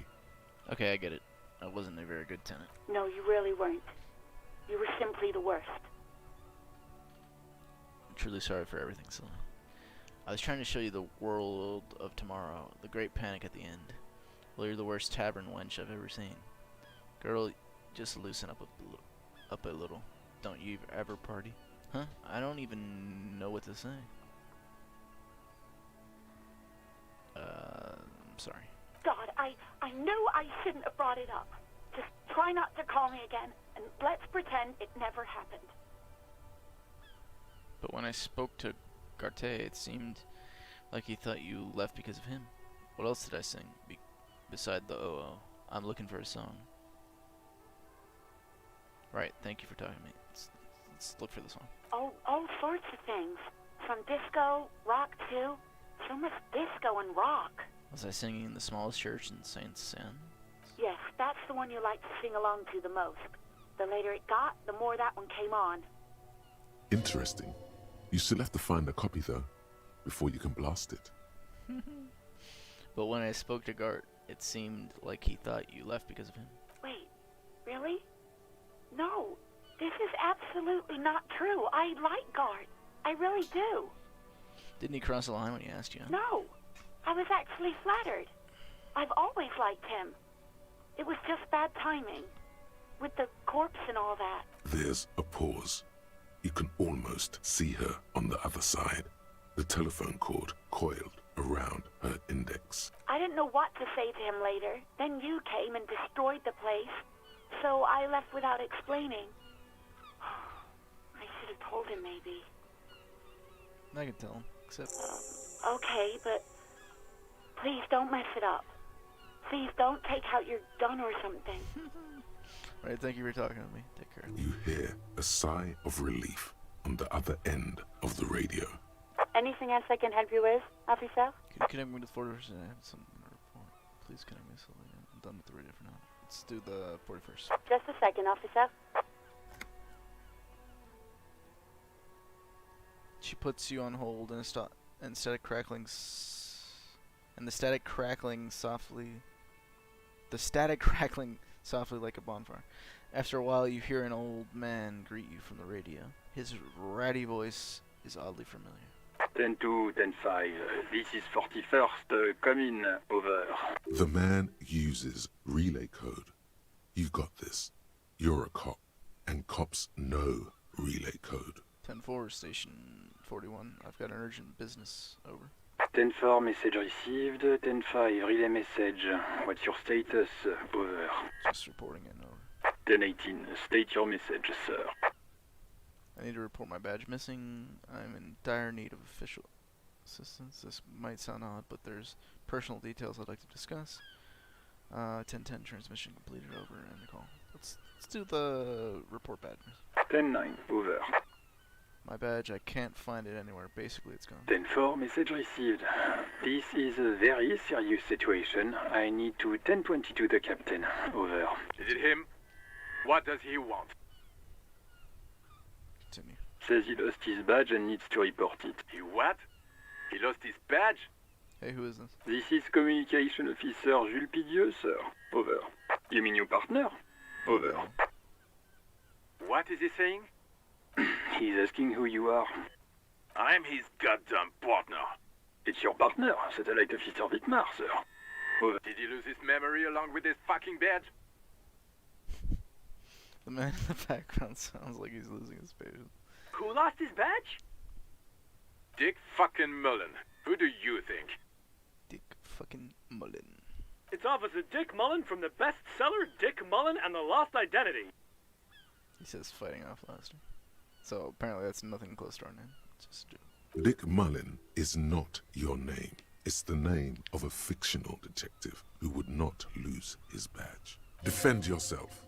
Immediately. They're laughing at you. Come on, operator. Tell them to stop this. This is serious. Haha. Officer has lost his badge. Haha. Like I'm the first cop to ever misplace his badge. Can't we just move on? I want to get it reported and be done with it. 10-4, I hear you, officer. I'm just going to make a note here that you are in pursuit of your misplaced badge. Over. Fuck me. Mac, come here. You've got to hear this. Dick Mullen lost his badge. What's going on? Super Cop here lost his badge. He lost his what now? His badge. He lost his goddamn fucking badge. Could you all please just stop saying lost his badge for a moment? Enough with this now. I have other things to discuss. Let's go with one. He asks you to please stop saying he lost his badge. Why? Did he find it? The room at the other end will wind erupts in a volcanic cloud. Sergeant Person was wondering if you found your badge yet. Over. You don't have a comeback. Sorry. It's hard to think like this. Say nothing. He's not replying. Looks like he's still looking for it. You can hear laughter from there. Enough with this now. I have other things to discuss. 10-9, come again. I didn't get that. Over. The animated conversation in the back is making it difficult for him to hear you. New heights even for Captain Sober. Ask him. Ask him if he's lost his gun, too. The room erupts in laughter. Sergeant Orson wants to know if you lost your gun, too. Over. Check your pockets. Check your... Holy fuck. You don't know where it is, do you? Oh god. It's not here. Oh my god. No. It's gone. It's not fucking on you. 10-9, coming officer. Did you get my question? We were wondering about your gun. Over. Shit. Let's just say nothing. 10-1, you're breaking up. 10-9, repeat please. Over. 10-9, coming officer. Over. Remain silent with her. Coming officer. 10-9, repeat message please. Just say you lost your gun. Anything else would only make the situation worse here. It's affirmative. Over. Put the microphone back in your shoulder and quit the call. Let's just tell him we lost it. He says he doesn't have it. Dear God, he lost his gun. Oh my, I can't. This isn't really a laughing matter. Mac can face a giant of Coco Nur by himself, but Disco here made him piss his pants. Oh, I can't. Fuck. He lost his ass, but he still got his wiener. I'm not going to. Ask him. Sergeant Orson here is wondering if you are still in possession of your genitalia. Over. This will lose my winner too. Just lay off, okay? I left it at this moment's for fucking ass all night. I don't need to listen to this Firewalker out. Yes, I lost my winner. Just lay off, okay? Let's go with the one. He acknowledges your joke and asks you to lay off. Lay off. Lay off? Tell him we'll lay off when he retrieves the goddamn police property that he has been entrusted with. Satellite officer I heard him in a moment. No, I think I'm good. I think I'm good without my gun, thanks. I heard him in a moment. 10-4, affirmative. Officer is in pursuit of his firearm. Oh, God, The man is fighting back to you. Officer, do you need further assistance? Over. Hit him with the financial need. 10-4, I hear you. I don't have the authority to grant your request, but... What does he want now? He's asking for money. Is he fucking kidding? I don't think he is. Don't give that asshole anything. He's just gonna drink it all. Alright, that's a negative on the additional funds, sir. Over. That's a negative. It is paramount to the investigation that you grant me more money. Please, I'm begging you here. I don't even have a place to sleep tonight. Okay, I heard you. No funds. Let's just... No funds. Anything else, sir? Over. Let's hit him with some personal details. See if we can get anything out. Okay, 10-4, sir. Wait. Before you say anything stupid, think it through. I need information, not fair. Be smart about this. Ask if he's there alone. 10-4, sir. I'm not hearing your question. Hold on. Are you alone in the room? I need some confidential information about myself. I want to know if you got my badge's description right in your report. Could you read it to me? Name, rank, date of birth. Please refer to me with my full name in the future. Any news about my family? Have I ever told you about my life before RCM? Let's do the badge description. What? What is it? He's still on the line? He wants to verify the... But of course, it says Dick Mullen, High General of the Revacholian Cavalry Force. Tell him to stop wasting time. What do you need, sir? Over. Any news about my family? 10. Excuse me, sir? Over. No, sir, I haven't. You're not really keen on mentioning your home life, so I've always assumed things weren't that good on that front. Over. Have I ever told you about my life before the RCM? 10-4, well, that's... Does he actually want something, or is he hell-bent on disrupting our work? He asked if he ever told me about his days before joining the RCN. For God's sake, cut this shit out! Tell him to stop wasting time and be a... Sir, Satellite Officer Vicmar says... So, was there anything else? Please refer to me with my full name in the future. 10-9, repeat message. I didn't get that, sir. Over. Say my name. Stop calling me sir. And just use my real god name, will you? Say my name. Sir, I will not have you talk to me in this manner. Over. Please just say my name, Jules. What? What is it? What can he possibly... He seems intoxicated and keeps asking me to call him by his name. Mullen's drunk and emotionally aggressive. Wrap it up. Don't indulge in his drunken antics. Okay, get the... Hold on, are you alone in the room? Alright, let's wrap it up. He's definitely not. Understood, sir. Over. Roger that. 10-10. Alright, we used a bunch of time. Don't know if that's good or not. I guess time passes when you click on different conversation things. Alright, this looks like the right place. Let's check out this. Rue de Son. Grizz Lane 8B. Unopenable. An old call box with a matrix of push buttons lists all the companies in the East Delta Commerce Center.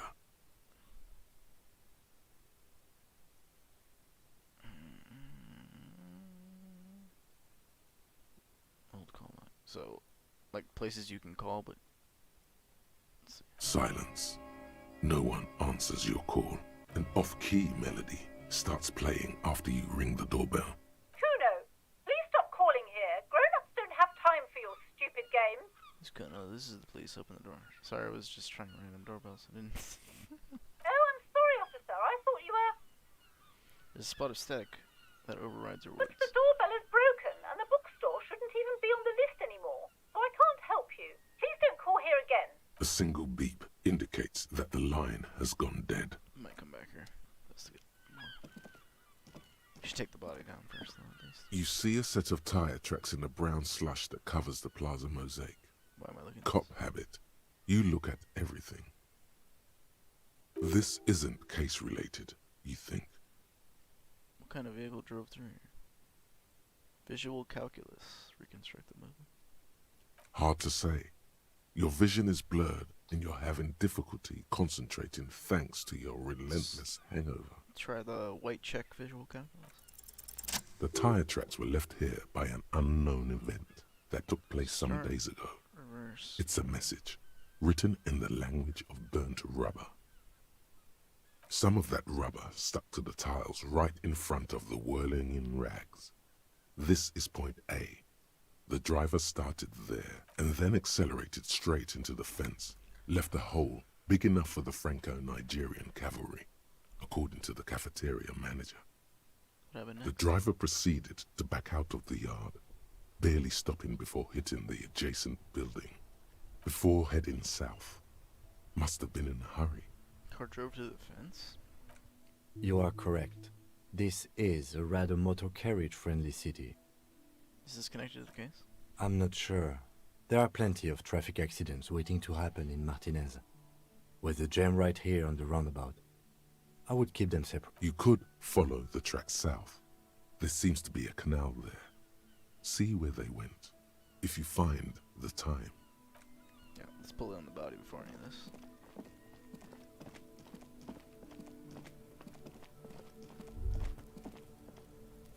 Talk to the kid. Kuno's got this. Boy throwing rocks at the dead body can't be older than 12. If there ever was such a thing as an ugly kid, then this is it. He's almost exquisite in his ugliness, like a gremlin. Oh yeah, Nappa Gumpy, Kuno! Nepakumpi. What the heck? Yells the other kid behind the fence. Hey kid, a word, police business. Right in the dick, Kuno! Get him right in the dick! Noise. The child ignores you. Love it in the dick. The boy is sweating profusely. His eyes are like two black holes and his jaw is twitching as if trying to break free from the empire of his body. Hold on, what does that mean? Stop throwing rocks at the crime scene. The kid is obviously high. Stop getting high at my crime scene. Stop using slurs at my crime scene. That's not how we do it. I mean, I don't want to say any of these, so I guess we'll do the high one. Fuck that! Kuno, yeah! Right in the mouthful! Shits himself. The rake, Kuno! You should throw the rake at him! The fuck does Kuno know what a rake is? Kuno's not a gardener. Kim, what should we do? Are you kids' siblings? Kid, you want to hang out? I'm not a narc. Look, I have questions for you. Alright, entertain the Kuno. Show me what you got. What you got there? What you got, huh? Show me what you got. The body, what do you know about it? Shitload pig. What's your question? Don't tell the pig shit, Kuno! Kim, help me out here. What do we want to know?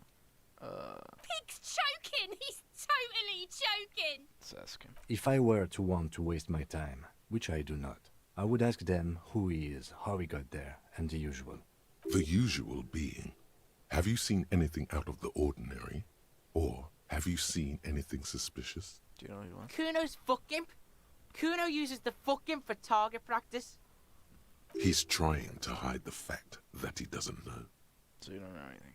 I meant who he was before he died. So you don't know anything. Kuno knows all kinds of shit. Kuno's not a snitch. That's all. Trying to make the Kuno sing into the popo phone. Do you know I got Probably climbed. Kuno was busy down the road when that shit went down. So you didn't see it happen? You heard Kuno.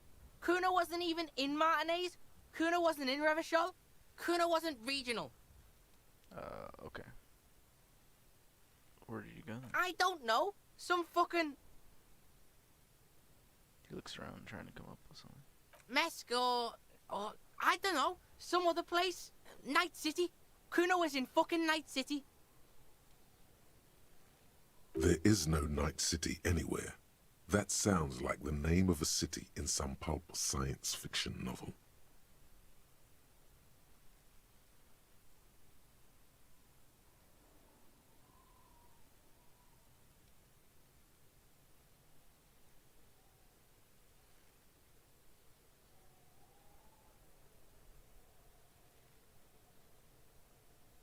It's a fictional city name. Night City doesn't exist.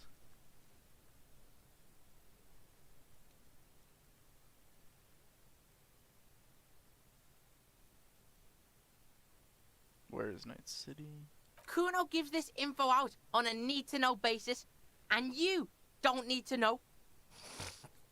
Kuno didn't smoke the gimp, if that's what you meant. Thanks, Kuno. That's one name you can now cross off the list.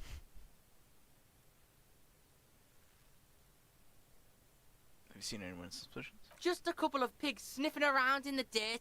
That seems pretty fucking suspicious to Kuno. Yeah, you tell the faggoty, Kuno. Looks like you're a faggoty now, whatever that means. The suspicious question doesn't really work in antagonistic situations. More on this later. Right now, let's talk about something. You're testing Kuno's patience here. Get lost, Well, the crime said you kids often play in this yard. I gotta ask, who is Kuno? About the crime scene. Right, pig. This is where Kuno plays with his little wooden choo-choo. What do you want with it? I might have questions later. For now, let's talk about something else. Yeah, whatever. Kuno doesn't give a shit. Alright, we're done. Kuno doesn't... Smells like spoiled meat and curdled dairy. Human being decomposed. Alright, so we got some things to look at here. There are several footprints in the mud, left by work boots. Anywhere from 6 to 12 pairs have walked here. What kind of boots? Get an exact count. Let's do it. Heavy workers' boots with reinforced toes and hobnails all over the yard. Isn't this something an industrial worker would wear?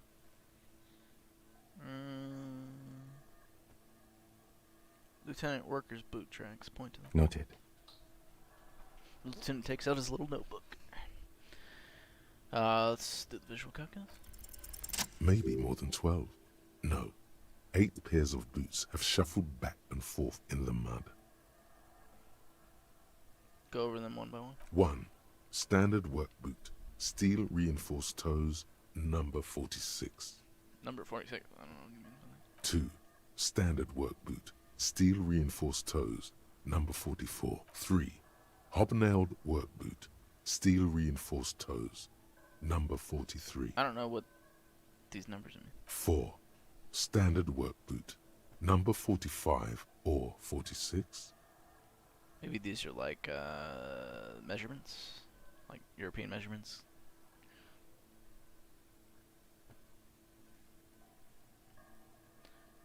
You don't know.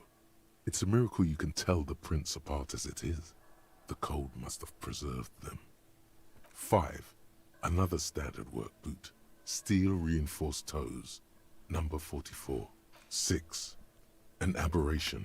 Light as air. Even pace. Same make of boot, but number 41. Possibly a woman. Impossible to tell. Could also have been an adolescent. True. The gait is undeveloped. Pretty good at this, ain't I? You're not bad. It's as if the whole world darkens. Everything else has a thin film of unimportance on it, and the tracks burn in the middle of it, in a strange, beautiful way. Count the rest. 7. The glowing outline of a standard work boot.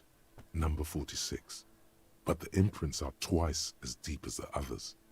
The weight exceeds 200 kilograms. 8. And yet another standard work boot. Number 44. There's an aberration in the pattern of the sole, however. The right sole is smoother, more worn. How many? 400 million. 8. I was pretty off then. I counted 20. Same guys are going back and forth. Way off. Way. The same guys are going. I never got the hang of it. Hyperopia. Do you see anything out of the ordinary?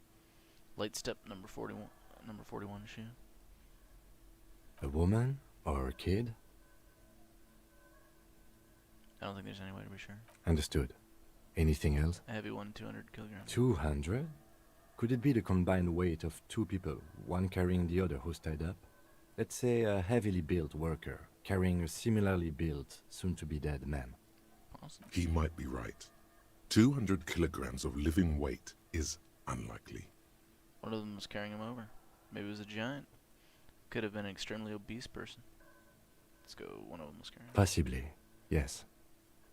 But why? You thinking, why did they have to carry him? Carry him. Yes, they could have used a makeshift stretcher or just march him up to the gallows. Maybe the victim refused to walk to his own lynching. Maybe the victim wasn't conscious. Our reading of these prints could be wrong. I mean, yeah, possible, but student 1. You have a point there. Anyway, it's something to consider. What else can you see? Aberration. One shoe is smoother than the other. Interesting. Let's name it the old soul. Do you have any ideas? Someone operating a workbench with a pedal? Like a joiner at the harbor. Or maybe a drummer? A drummer? That's stupid. So one of the people we are looking for is a drummer? No, it's not. Forget I said it. We are not looking for a drummer. Perhaps it could be a driver.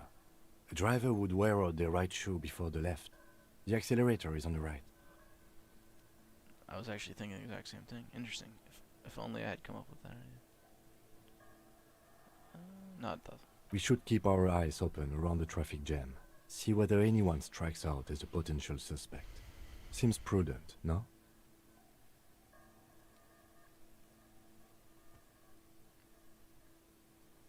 Mm-hmm. Lieutenant writes the information down in his notebook, then reverts to the tracks in the mud. How old do you think these tracks are? A week, maybe? 7 days would fit the time frame provided to us by the caller, who reported the hanging. It is not impossible. How do you know? I pulled last week's forecast for coastal Havashol. 7 days below freezing. The day before, the day of his hanging, was the last warm day. Correct again. Sub-zero temperatures would preserve the tracks in a good state. The commotion here could have taken place a week ago. What do you think happened here? What do I think? A mob of people brought something heavy to the tree.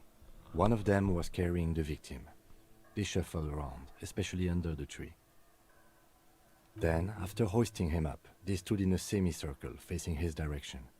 At first glance, this appears to be a lynching. Indeed. They all stood in a row here and looked at the tree. Yes, everything fits so well. Carried him over, hoisted him up, watched him hang. This is easy. I think we have a firm understanding of what happened here. The lieutenant's eyes narrow. He's thinking to him. Either way.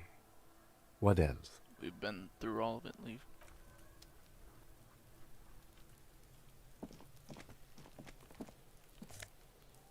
A little bit of money. Some magnesium. Someone is trying to grow herbs in the greenhouse. Just look around a little bit before we take the body down. This winch mechanism has been oxidizing for some years. I don't think I can go into this alley. I think it's on the other side of the wall. What's this? An inconspicuous pile of the roofing material, Eternite. What is this? It's nothing. Someone just left some roofing material slanted against an old shack. Why am I looking at this pile of roofing material? Because there's a secret door hidden behind the panels of Eternite. That's why they're too orderly. Pull the panels aside. There it is. You see a shabby little door.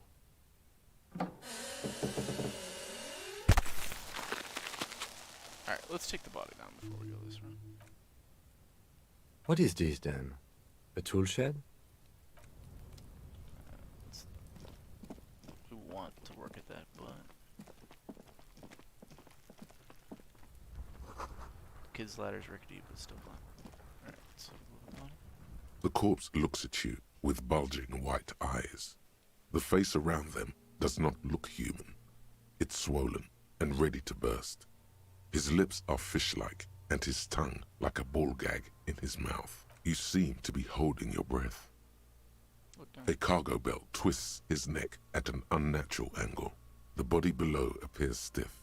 It's letting out an ungodly rot. The smell seeps in, even through your clenched nostrils. God, what is that? Why is it so bad? Active decay. It's okay to throw up, officer. No one is judging. The lieutenant raises a white piece of linen in his nose. It's okay to throw up, officer. No one's judging. Okay. He's about to blow! Cop's gonna blow, Kuno! Let go of your nose without throwing up. I mean, turn lightly. Ooh. What?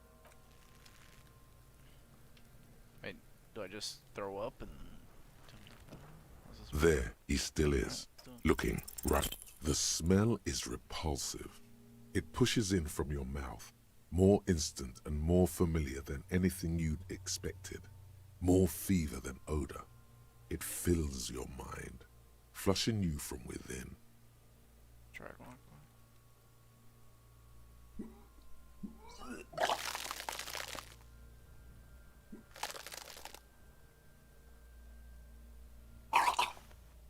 Nice. Too late. It's impossible to keep in.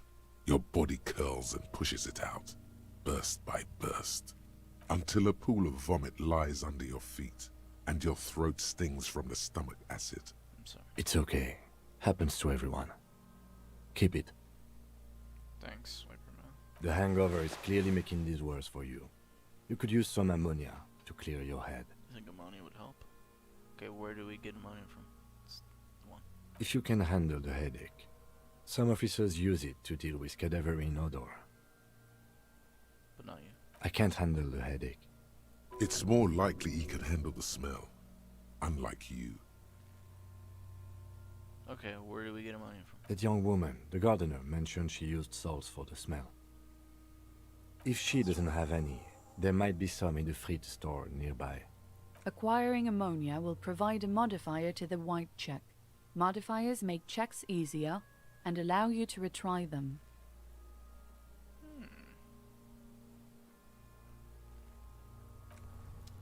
So I need to, like, pass the check of not throwing up to cut this guy down or something?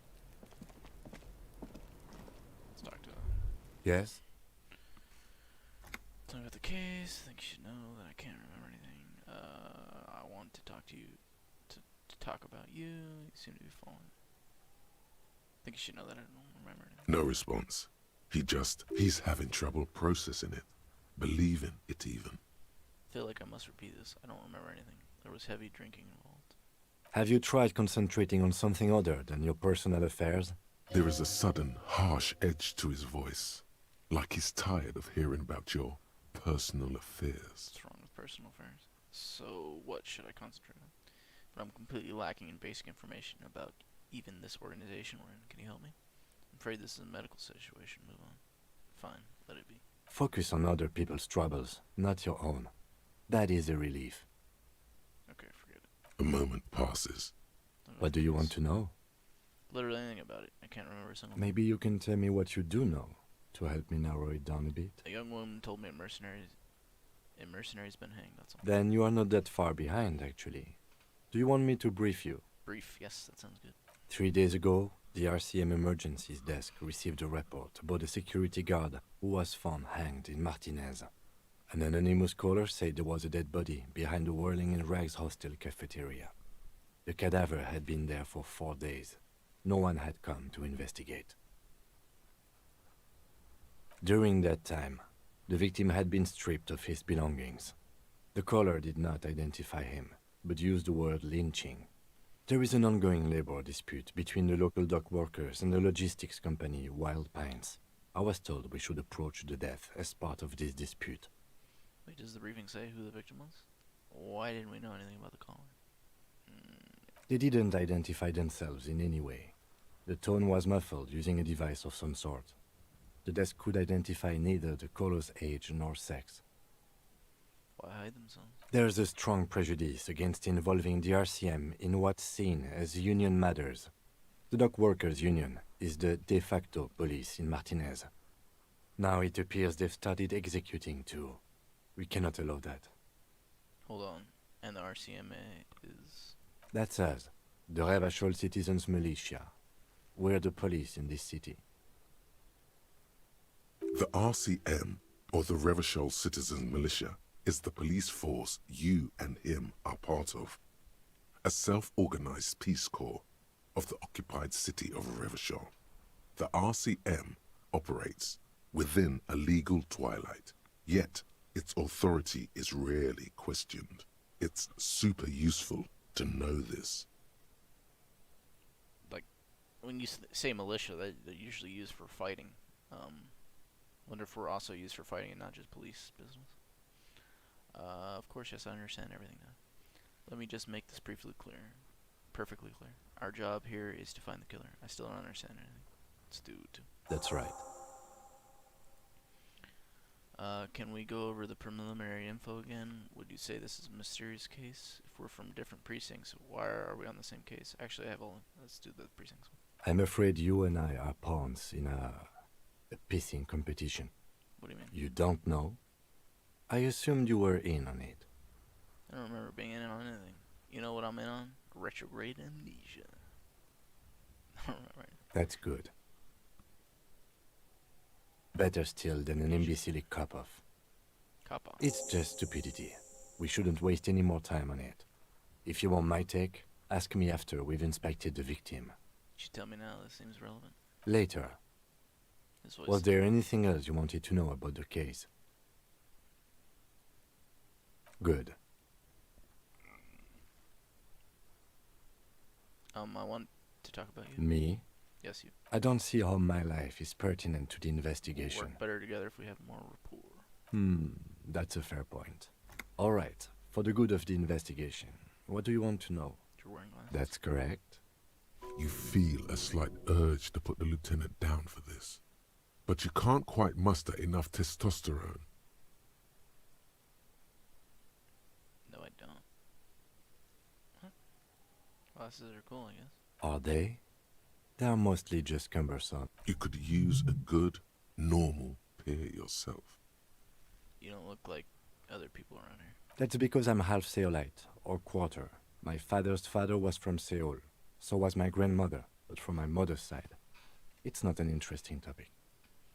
What is Seoul? It's a part of the world, officer. A geopolitical entity and a geographic division.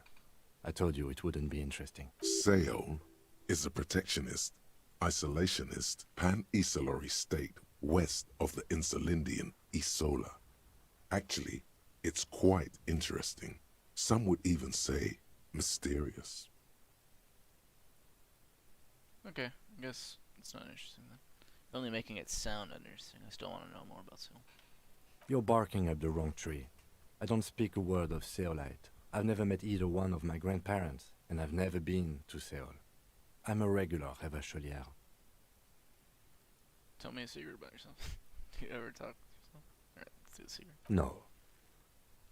Ask again. Your brain sends the signal to your lips, but they refuse the order. Something is paralyzing them. You're pretty sure it has something to do with the lieutenant's eyebrow. It's like you're locked down. What's happening? Something the matter, detective? What's going on? It's like you're a puppet in his hands. Go up. There's nothing you can do. The lieutenant relaxes his eyebrow, and you seem to regain control of yourself. Do you ever talk with yourself? What do you mean? You know, when you're thinking, do you ever have conversations with, like, your brain? I have no idea what you're talking about. The lieutenant's conceptualization skills must be rather rudimentary.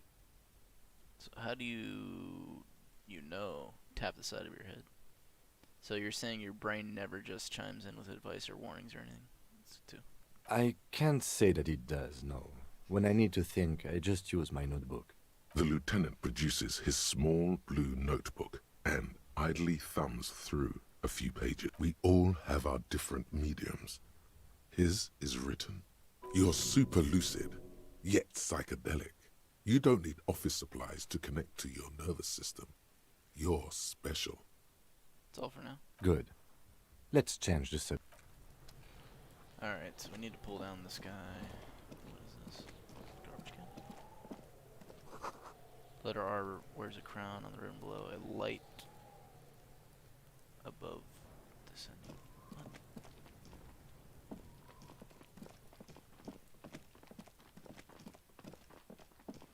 Alright, so we need to talk to Gardner. I can't believe it's snowing again.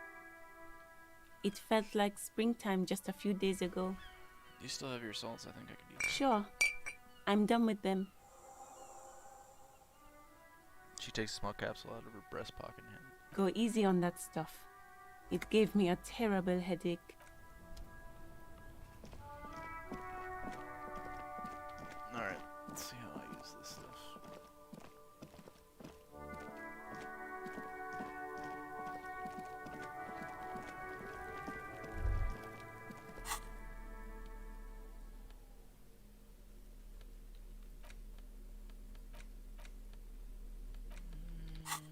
Probably just go over here. There he still is, looking right through you with his white eyes. The ammonia only makes it worse. The combination forces tears out of your ducts. You manage to keep it in once. The second time, not so much. When the vomiting is done, your cheeks are wet with tears. Oh, this isn't going well. Money didn't help at all. I think I don't want to be a cop anymore. Spit and say nothing. Number one. Nor does the wind right now. You feel the lieutenant pat your back rhythmically. I've seen strong men turn themselves inside out for hours. You are facing tough odds here. Alcohol withdrawal makes it considerably harder. Why can't I keep it in? If I've been a cop my whole life. This is bullshit. I don't want to do this anymore. I don't want to be a cop. Can't we do something else? I think I want to solve something else now. Do it without me. I just can't keep it down. Let's see if I can. No. This is a two-man assignment because it needs 2 officers to complete. I need your help. He withdraws his hand and looks you in the eye. You need to get your shit together. But I don't want to get my shit together. But my shit already is together. Shake your head no. Okay. We should go talk to the locals. Find something else to do while the wind changes. It's pretty bad right now. You've gained a thought. When this dialogue is over, go to your thought cabinet and internalize it for special bonuses and effects. Give it half an hour. Get yourself together. Then come back and have another go. 12-3. Okay, we'll come back to around 12-3. We can level up logic. Can we level up anything? Thought cabinet. This is my thought cabinet. I don't think that's my thought cabinet. Thought cabinet? Thought cabinet. Okay. So we're working on these two. I mean, I guess we just like internalize everything. Your shit is a part. And it's rather unbecoming of a cop and human being. It's supposed to be the opposite of that together, compressed in a small area. To achieve a solid level of shit compression, squeeze your butt cheeks together for 30 minutes. Do something similar with the 2 hemispheres of your brain. Talk to people. Maybe that will help. Okay. Maybe they go slower when I'm internalizing all that. That's probably how it works. Weird that they didn't have any kind of tutorial.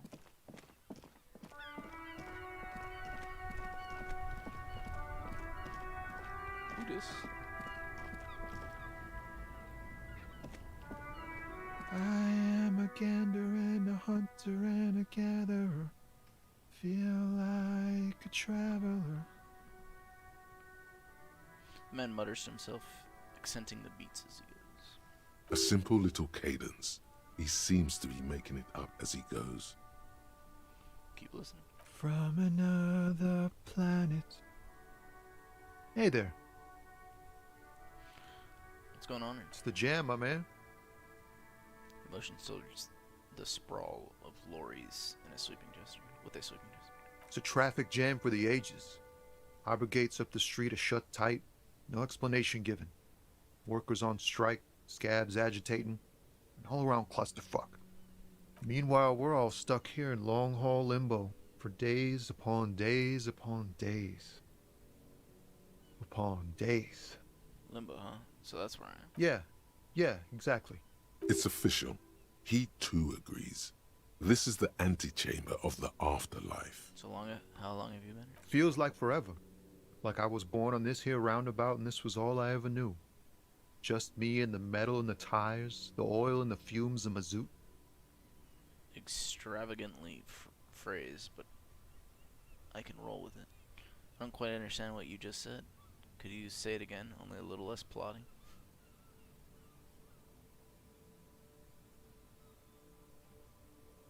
Let's go with one. Yeah, imagine. It's been a whole week already. He snickers. So tell me, what do you need? I can get possibly smokes from him. Care to spare some change for working stiff?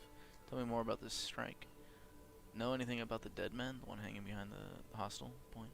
What are you hauling anyway? Let's ask him what he's hauling. Oh, high-grade narcotics, illegal firearms, stuff like that. Relax. He's merely joking. Wicked. I've always wanted a friend in the underworld. Okay, and what are you actually hauling? Can't even get a few jokes past you, my man. I've got another haul of foul cargo. Mostly sporting goods, tracksuits and that kind of thing. They usually get shipped to Grad in the Occident, though we've been making headway in the Il Moran market lately. Is your machine behind you? So nothing illegal then? Could I get one of those fallen tracksuits you're hauling? Right, I had another question. The man taps his fingers rhythmically against his arm. Tell me about this strike. It's like whatever's going on over at the docks. Workers got a blockade set up, making demands, no way in or out. What's the union demand? Some pretty wild stuff, I hear. Like a giant new power crane in half the company? I forget what exactly. Good on them, I guess. I've heard talk there's a company rep in town, too. Like a strike negotiator type. They'd know what's up. Precise demands and so on. Ah, yes, from the Wild Pines. We'll meet her soon enough, I'm sure. What do you think the company wants? They want to keep that money flowing in, my man. Ka-ching. He doesn't blame them, but he's not on their side. That's for sure. Anything else I should know? Anything else? Yeah, this ain't really my area of expertise. I just do my job and get paid. I have things to do and places to be. All of us do. All of who? Us lorry drivers. Camionneurs. You still hang around here waiting for this mess to end. Most have scurried off somewhere to get drunk or high. Or laid. Not that I blame them, really. He smiles awkwardly. Not my thing. Chasing transient pleasures is a drag these days. I prefer the examined life now. Thinking, reflecting, observing. He glances down the road towards the horizon, a glint of something in his eyes. What's better than chasing transient pleasures? The more transient, the better. When one's ended, you can get onto the next one. He tries his best to look nonchalant, but there's a rigidity in him, as if trying to conceal something warm and deep beneath a cool exterior. We can roll. What do you see in your eyes? It's a white trek and maybe try it. Good for now. Let's ask about the tree. The one hanging on the tree. He ain't one of us drivers. I know that. All accounted for. Otherwise, I haven't really asked about that. Been wasting time right here. Keep him busy. It's easy to see he's telling the truth. He's kept his nose out of the dark stuff. Busy with what? Analyzing the fundamental structural and psychological conditions of being stranded in the midst of a sea of motor lorries and their sad, despondent chauffeurs. Wait, what? And your conclusion? A sense of surprise there ain't more bodies hanging from more trees.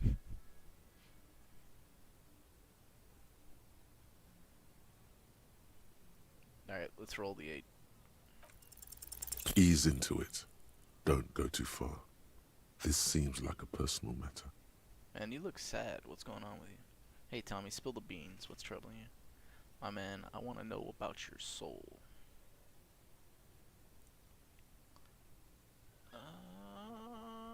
1. I'm okay, man. Just The jams got me down. The fumes, the chemical rainbows, the tarpaulin stretched on the frames and the dull engines off.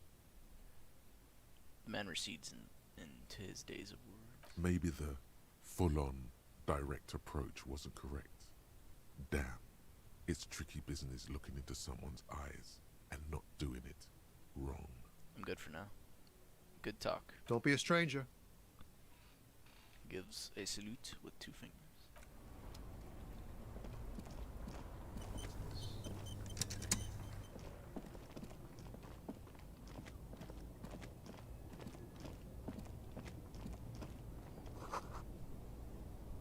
Bold slogan, Humanux covers the truck.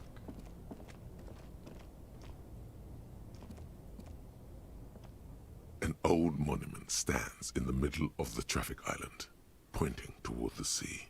It looks as if it's been reassembled piece by piece, secured and mounted in the air with the aid of numerous ropes and rods. Who's this? A silver plaque on the statue's pedestal reads, "I am Philip III, the Squanderer, the greatest of the Philippian kings of Revachol, son of Philip II, the opulent, father of Philip IV, the insane." What did this king do? What did he do? You have no idea what you did a week ago. How would you know what this guy did many centuries ago? Damn, sucks I felt that. High above you, the king stands triumphantly oblivious to your memory trouble. I can roll again if I put points in encyclopedia. How many points do I have? Okay, I got 4 total.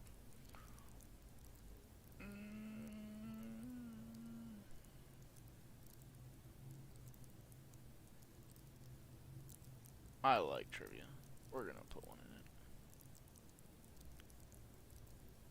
What is this 2, 4 total? 4, 3, 3, 3. Oh, I get 1 level up. Fuck it. Yeah, fuck it. Do it.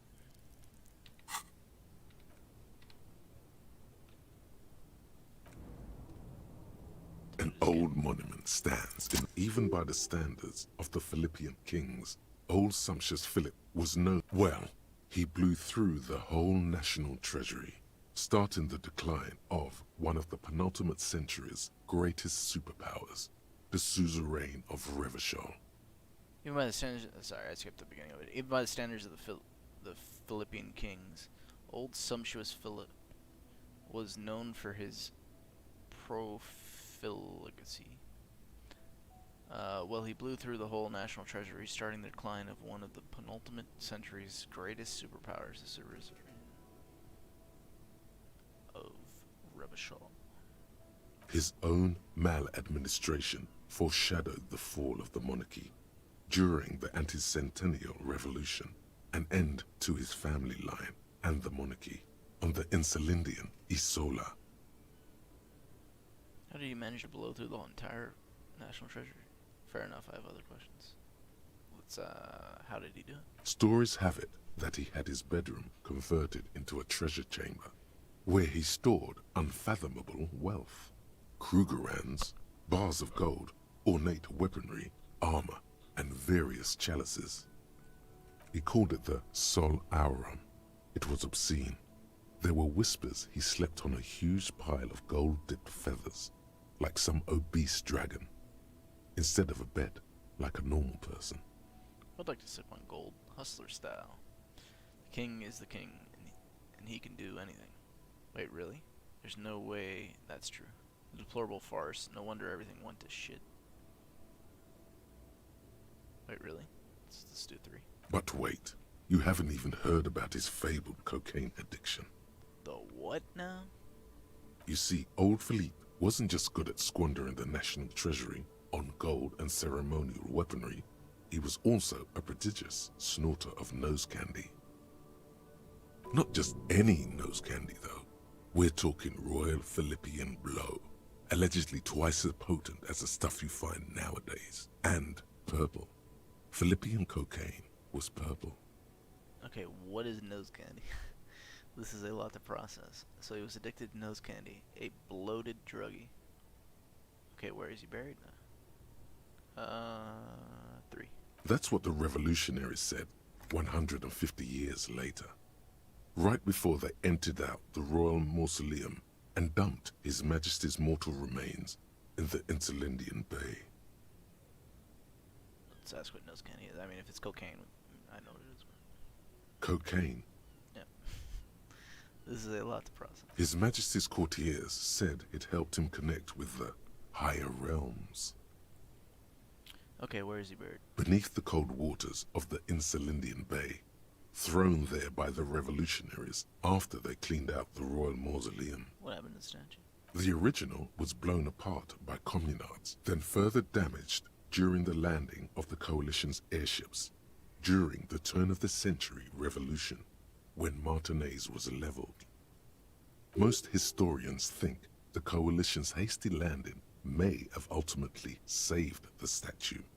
If the communards had more time, they would have reduced it up to even finer pieces. Who restored the monument?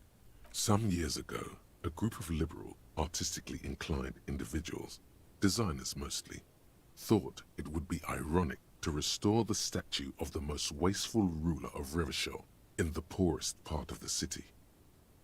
The statue is supposed to capture the moment it was blown apart, like an instant frozen in time, a rare butterfly trapped in amber, floating on a sea of shit. I was about to say, it is a weird looking statue that's like barely held up. Interesting. It's brilliant. So funny and nihilistic. It's such a bad idea. I really don't get art.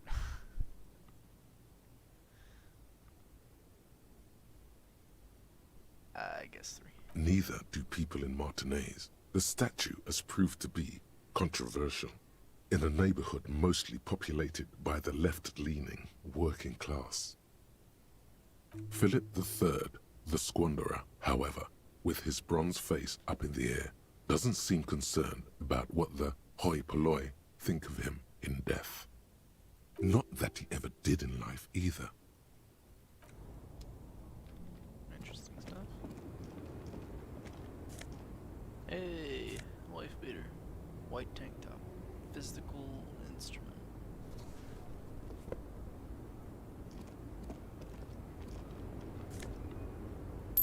$1. Only 129 nor to pay for the whole time.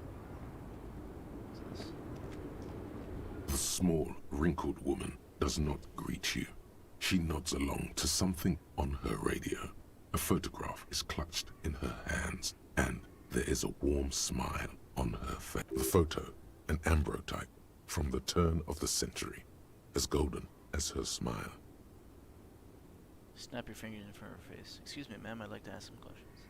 No response. Wherever this woman is, your words. Wait, The lieutenant stops you before you can snap. she's just a distracted old woman. Better to leave her alone. Why? Why? I just told you why. If you send some... I mean... What if she knows something? It's kind of dumb. Foreign car kept in good condition. You hear that? You're secretly working here. Simonius. Rich. Lori's probably stored fuel here. Now they store booze. Bastards! We have a right to work! The man yells towards the harbor gates. His voice is the loudest in the lot, and oddly screechy for a man his size. What's going on here? Hold up and stay frosty, everyone. Cops are here. The broad-shouldered alpha male turns toward you. He's a full head taller than everybody else here. You here to fuck with us? Beat the honest worker down. Why should I? We're here to fight for a cause. Stripes usually have problems with people who have causes. Oh, then yes.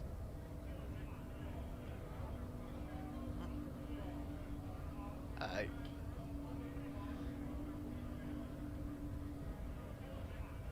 mean, what he said doesn't have any impact on if I were to be here for it. So, I mean, I don't know. I'm thinking no, I guess. Good. We're fighting for a cause here. Right to work! Right to work! Besides, we're not that different. It helps if people see us talking, cops and strikebreakers together. Shows authorities are on our side. Builds confidence. I don't think I've chosen any sides yet. Regardless, I have some questions before you proceed. What kind of cause are we talking about? Rights of people. Rights of workers. To have gainful employment. To make a salary. And feed their families. His manner of speaking is wooden. The tone of voice bland and uninspired. Almost as if compiling replies from a set of learned phrases. I don't think I've chosen any sides yet. Might be time.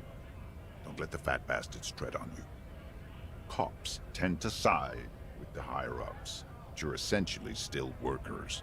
I don't trust cops, but I can see you understand the right to work! Right to work! Regardless, I have some questions. Maybe you should ask them the questions, like why we're not allowed to make a living here. Shame on you!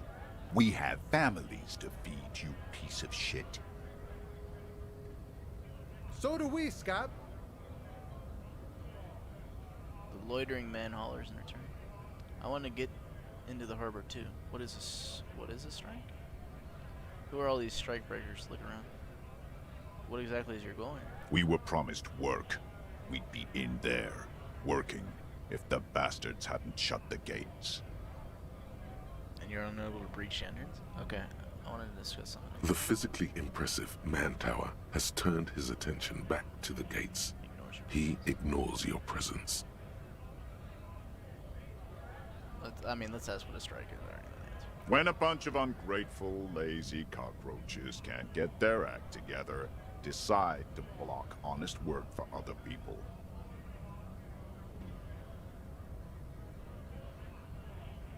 Shifts uncomfortably in his workers' overalls. What do the strikers want? Beats me. They mumble nonsense about boardrooms and workers' rights, while we have the right to work! There's something odd in the way he carries himself. His set of clothing looks vaguely mismatched. The different pieces of the attire seem ill-fitting.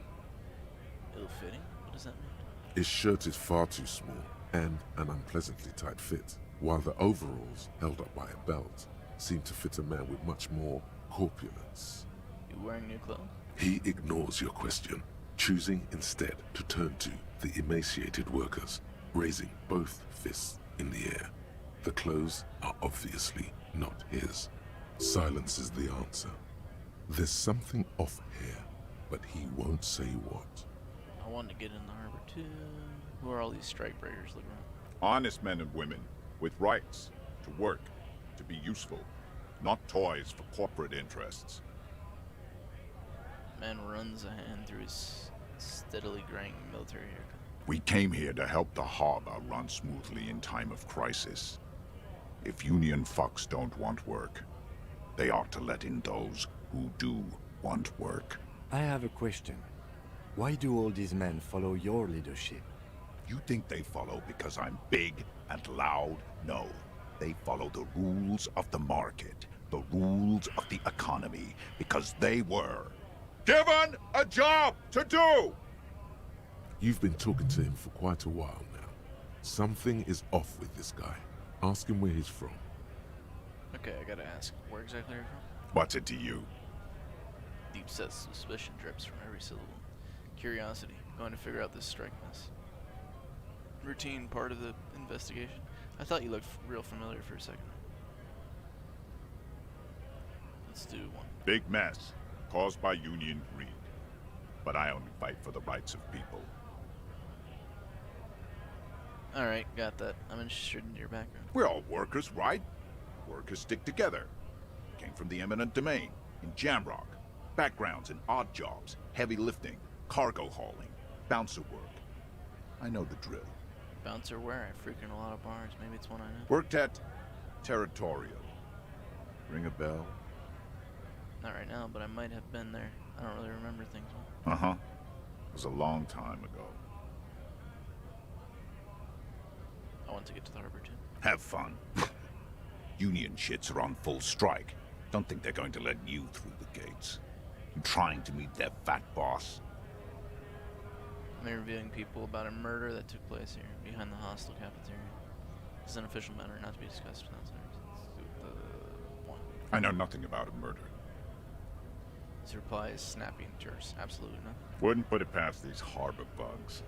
They'd do anything to stay alive. Right to work! It's shameful. Cops doing nothing. You should bring backup. Open up the gates for us. Blockading gainful employment for workers is a crime. This really isn't my area of expertise. We are not picking a side in this just yet, sir. Pity. Let us work! I'm just going to leave for now. Volumetric ship compressor. Bizarre scientific news from Revachol West today, where a police officer's shit has been observed at a pressure of around 495 gigadecimals.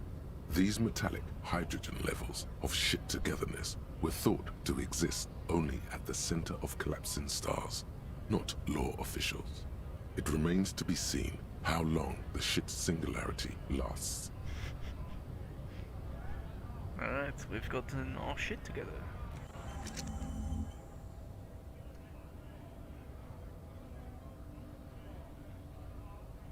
You can forget it? We'll come back here, but we gotta pull about it.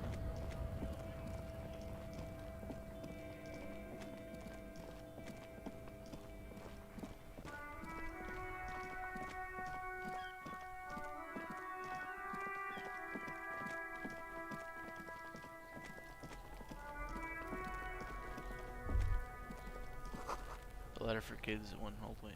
Let's try this. There he still is, looking right through you with his white 3%? eyes. The body below, as you breathe in, the odor comes over you. It's a smell of the mind telling you to run, and your stomach to wring itself empty. With your hands at your sides and your eyes squinting, you stand in it. Do they always do that? They do after 7 days, yes. We are deep in decomposition here. The man before you is naked, but for a pair of underpants and enameled boots. His skin is greenish, marbled with decaying veins, and blotched by lividity. A fading web of tattoos covers his chest and shoulders. The cargo belt used to fasten him to the branch above appears industrial in strength. The material appears to be ceramic. Its clean white stands in stark contrast to the decaying flesh above the knee. The man wore thick polymer socks, probably for padding. A fine array of interlocking plates covers them. Delicate and fragile, they feel alien to the world around you, out of place somehow. These are clearly not boots. They're armor, possibly part of a larger set. These aren't just boots, are they? This is the armor he was stripped of. Indeed. Technically speaking, these are sabatons, not boots. Oh, the lieutenant uses a memo technique, A6. That's not just any notebook. It's a classic. Forget about the notebook, tell me about the armor. It's clearly some manner of super armor, or future armor. Super future armor? I'm useless. What kind of armor is that? This exactly. Ceramic plate. Zirconium dioxide, most likely. This is where the make would be. Under the heel. Fair weather. Fair weather model T500 VE. I'm guessing that's vitreous enamel. This is advanced stuff. Where's the rest of it? Scavenged by the locals? The material looks out of place here. Knock on the boot, pull off the boot, back off and look at the corpse. Where's the rest of it scavenged by the locals? Piece by piece. He's been out here for 7 days. It would be odd if they didn't. We should keep a lookout for these pieces. The armor could yield information. Maybe he'll know something. Maybe he's just wearing these boots and there is no rest of the armor. No, he must have worn something precious underneath his clothes. They've removed all his clothes to get to it. They did not just strip him for the putrid rags. Then where are these clothes? Have you seen any around? What if they told him to strip before they hung him? Did we mean it? They usually hang them completely naked for that. La puta madre, the Mazda, the Besmerties and the like. This one still has his underpants. Fucking talking about underpants. Clearly, Kuno would like to interject something here, but there's not enough for him to hold on to. The material looks out of place. How could this man afford such expensive hardware? That's for us to find out. My initial report on the area suggests he was a security guard for the harbor company. But that's just hearsay. Initial report? Just something I scraped together from my station. An area report on Martinez. I'm sure you did the same. This looks pretty advanced for a security guard. I agree. This equipment is way beyond what a guard can afford. The material looks out of place. It is. It's expensive. The lieutenant draws a line in the condensation in the ceramic with his index finger. We've requested similar material for our tactical units for years now. The constabularies deemed it too costly. In that time, we've lost 6 men to semi-automatics. How much are we talking about? For a full set, about 4 years of wages. For the northwest region of Revachol, an officer's average yearly income is 5,500 real, unadjusted for rank. Wait, my yearly pay is 5,500 real. Ka-ching, baby. Nod to the boots. That's a lot. I take it. Let's do one. Not too much, yes. Pathetic. I need to hustle more and hate less. Sounds punny. No wonder I can't pay my hostel bill. It's a sorry situation, I agree. Knock on the boot. A small bell-like sound fills the air, like tapping on the side of a porcelain cup. Sounds fragile. It's anything but. This material is a kinetic redistributor. It spreads kinetic energy horizontally, from plate to plate, dissipating it entirely. See? Faint, organic lines cover the plates where they separate into smaller ones. These plates then divide into smaller plates until there are hundreds of them altogether. Like whirls of floorboards, the design looks organic, influenced by highly resistant wood materials, like lignum vitae and ebony perhaps. What does this remind me of? If trees were made of porcelain, this is what their cross-sections would look like. Run your fingers over the lines. The smooth, glossy surface fractures into ever more intricate interconnections, peaking on the right sabaton, where you notice the whirls are in the shape of a letter and number combination: E50, 100, 1000. Point to it. Looks like there's a serial number on the right sabaton. Good. Can you read it to me? He tips the drying ballpoint of his pen on his tongue. We have a make and a number. That's something. We can use the radio in my kinema when we're done. Either station can chase it for us. Pull off the boot. The stench fills your nostrils. As you push downward, an ominous creaking sound comes from above. Is he gonna snap or his leg is gonna come off? Let's see. Stop! He looks at you with the boot under your arm. Pig's gonna pull his head off. Brutal! Lieutenant, you seem distressed. Why? What? Even the mongrels can see you're about to pull his head off. Do it, homo! I'm not a homo. Do what? I'm gonna pull his head off, right? I'm gonna pull his... Do what? Pull his head off. There's no point performing an autopsy if you do. We'll have compromised the coroner's case. Indeed, from this angle, it does look like the neck isn't going to take much more. Being dead for a week has all but liquefied his muscles. What are you trying to achieve anyway? Why are you hanging on to that boot? These boots would go super well with my bell-bottom pants. This is advanced enemy technology. We should conduct research into their weaknesses. Are we not detectives? There may be clues inside the boot. You said they're expensive. I thought I could pawn them, earn some lucre. I'm sorry, I didn't even want to take them off. I just thought I should try. Let's see what he says about enemy technology. This is not the enemy. This is the deceased, the victim, in a murder investigation. Better safe than sorry. That doesn't mean anything, Detective. Besides, Lieutenant taps on them. there's no way you're getting them off. All the organic matter in his body has been flowing down into the boots. They are fused to his feet now. Why do you think the locals haven't scavenged them yet?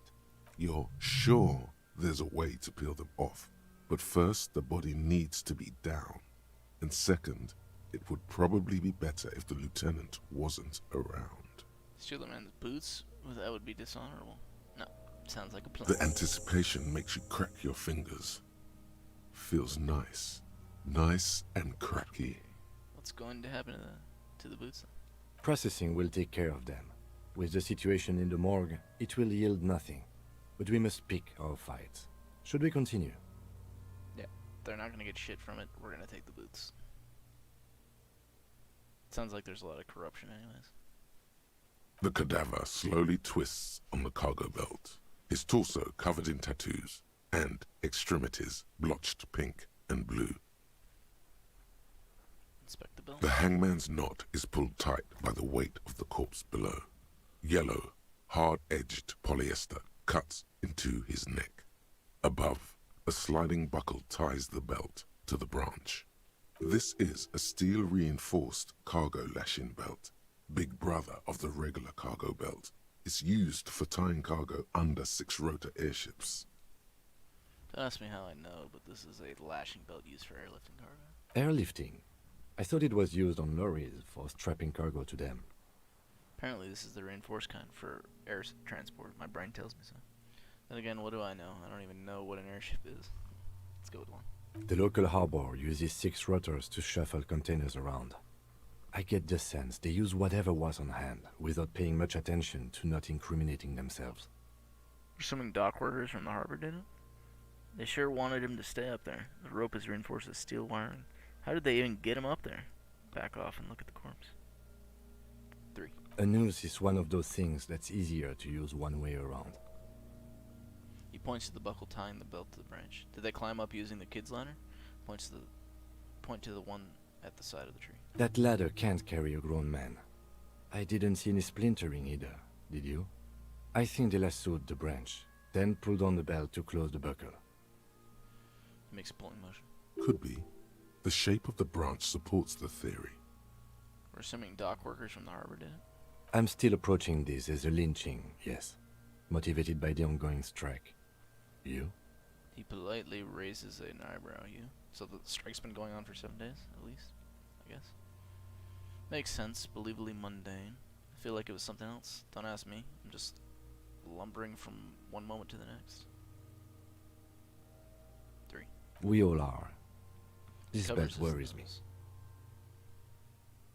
You sure wanted him to stay up there? I was afraid it would be. Thin steel wiring, parallel strands. This makes getting him down more problematic than I had assumed.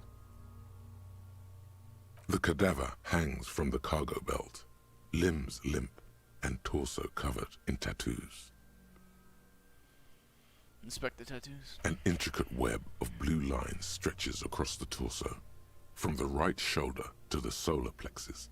Each time they intersect, a small white star is formed in their crossing. Hundreds of fading asterisks riddle his skin. Their concentration is highest around his heart. Is this a map of the night sky? A map of the stars. I do see some similarity to astronomical charts. Great Century Messinian, maybe. But this seems more particular. Customized somehow.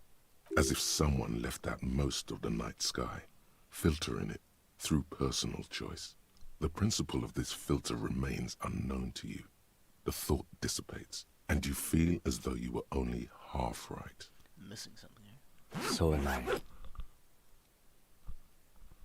A sudden ring fills the air as the lieutenant pulls down the zipper of his orange jacket.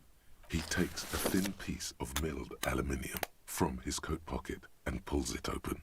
Sounds like a sword being unsheathed. A small lens appears.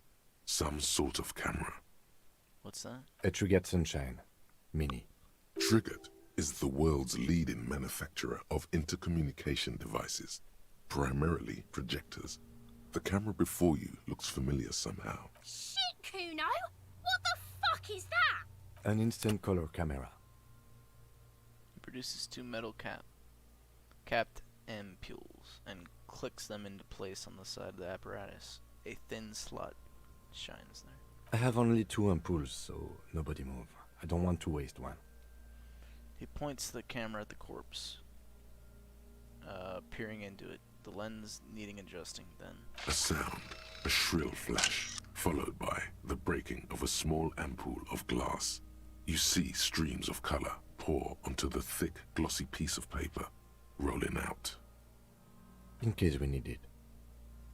The lieutenant says and shakes the paper, letting it dry in the cold wind. On it, a color-perfect copy of the dead man's tattooed chest. Cool machine? Yes. It is pretty cool, isn't it? He slides the camera closed and tucks it away on his belt. It's pretty cool, isn't it? What do we need this photo for? It contains insight to the victim's person. By his build, I'd say this was a man of physical violence. The story he wanted his body to tell was important to him. It is his letter to us. Someone should decipher it. We'll need to show it around. Can I have it? I should look at it later, without the corpse smell. Say nothing. Here, a souvenir. Don't lose it. The glassy-eyed corpse looks by, his mouth mute and his skin as colorful as the chemical rainbow on the photo paper, teeming with opportunistic organisms. You've acquired an interactable item. Investigate this item further by going to the Interact tab in your inventory. Look him in the eye. His eyes are milky white and blind to the world, protruding comically from their sockets. There is no one home, just subaquatic terrors there. Dark brown hair grows on his head. His face is ready to explode from the organic processes inside. The death's head grin has passed. What remains is an unrecognizable mess. Tell me, who are you, dead man? Let's roll. The corpse is dead silent. You have no idea why you just said that. Who is he? He is male, 4250, with an athletic build. The corpse looks right through you as you distance yourself from its stench, eyes like a shark. Squint and take a step back. As you narrow your eyes, the monster before you blurs into a violent mess of green and pink. This is a trick. You've done it before. Pink is where the blood settled in the first hours post-mortem. You can use it to see if the corpse has been tampered with. Does his position at the time of death match the discoloration? Only the lower extremities are pink with a dash of blue. His fatted hands, thighs, and his neck, just above the noose. The rest of the corpse appears dark green in the cold spring air. His face and hands are pink, thighs too. I see it. His neck too. The lividity goes right up his chin. We have good, well-pronounced discoloration here. The monster comes back into focus, an explosion of color, coursing with dark marbled veins. His stomach appears pregnant with something. Black liquid streams down his thigh and onto his boot. So, what do you think? I think he's dead. I think he was up right after death. His hands, feet, and neck are discolored. Something is coming out of him. Cover your nose. He's beaten up. See the bruises? I do. Most of them are post-mortem. Maybe even all of them. The delinquents have made our jobs harder with their little sport. So they beat him up after death. Stop talking in riddles, coin slot. He means you fucked him up good, Kuno. Fucked him up brutal like. Something is coming out. A pool of blood and feces has eaten into the frozen mud below the man's feet. Purge liquid is dripping into it, drop by drop. The victim appears to have contained no more than half a kilogram of digestion at the time of death. The fuck he's saying? Talking about shit. Maybe he went to the toilet sometime before death. Goddamn right, I'm a I don't know. Turn around and yell. Turn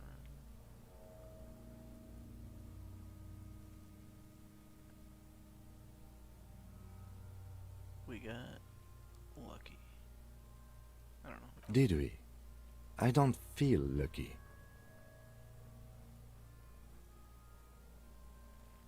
I think he was up right after death. His hands, feet, and neck were discolored. Agreed, especially on the neck. The belt acted like a tourniquet, keeping the blood in his head. The hypostasis supports a hanging. Yep, seems like a lynching to me. Could it still be he was moved after death? Maybe he was strangled by someone. Yes, there's always a chance we are wrong. We should check for ligament marks on his neck to see if they're in tune with the belt. We'll have to get him down first. I think he's dead. I agree. His personality is no longer a part of the world. Totally dead. The world no longer stores his personality in this composition. There was a time for that, and it ended 7 days ago.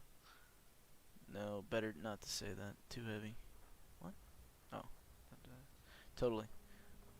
There's Buster's not coming. This Buster's not coming back. Dead, dead. What is dead anyway? That sounds about right, yes. Back off, catch. But there is no breath to catch. Only the cadaver filling the air and your nostrils. He slowly rotates before you, decomposing. So, how do we get him down? Are you sure we finished the preliminary examination of the cadaver? We might miss some of these things once he's done. He stops to think, then checks his notes. Step back and have another look first. The cadaver slowly twists on the cargo belt, his torso covered in tattoos, and extremities blotched pink and blue. Yep, the preliminary examination is done. Let's get him down from there. The steel-reinforced belt presents a unique challenge. I brought chain cutters, but I don't see a good angle of approach to the belt. He doesn't actually think the challenge is unique. He thinks it's frustrating, annoying, and harder than he thought. The cadaver is a good 1.2 meters up. Neither one of us can reach the belt without assistance. And even if we do, there's the question of cutting the airship strength material.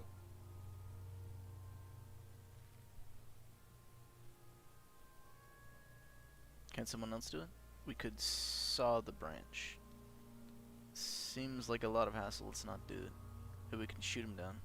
Maybe we can ask for help from the harbor. I'm out of ideas. Let's have another look at him. Can someone else do it? Someone else? You mean like the police? What was that about processing, then? Weren't they supposed to take care of the boots? Why don't they help? Yes, exactly. Call the police. Can't the boys from processing take care of this? No. Why? Think of the boys from processing as murderers. Only instead of people, they murder crime scenes. Processing is a wrecking crew. They know how to commission off items and how to work the incinerator in the morgue. I know it's hard, but I assure you, the others won't come to help us. And we have a growing sanitary concern here. We need to get him down, fast. Maybe we can shoot him down. Yeah! Bang bang time, pig! Shoot his head off! How? Where the buckle ties the rope to the branch. That's a good spot to aim. Point to it. There, the buckle holds the belt together. Where? Ah, yes, I see. If the shot hits that, there might be a chance to release the belt. Yeah, now we're talking. Entertain the Kuno with some shit. They'll miss! The pigs will miss Kuno! Take the shot, Lieutenant. What's the worst thing that can happen? Actually, don't. It's a bad idea written all over it. Wait, let me try. Say nothing. Let him choose. I don't know. Maybe it's better to take the shot, Lieutenant. What's the worst thing that can happen? I'll blow his head off. Take it! Yeah, take the shot. Kuno wants some of... Silence. With his elbow and produces a lightweight firearm. He drops a paper cartridge in the barrel, separates the scouring stick, and gives the cartridge 5 tucks.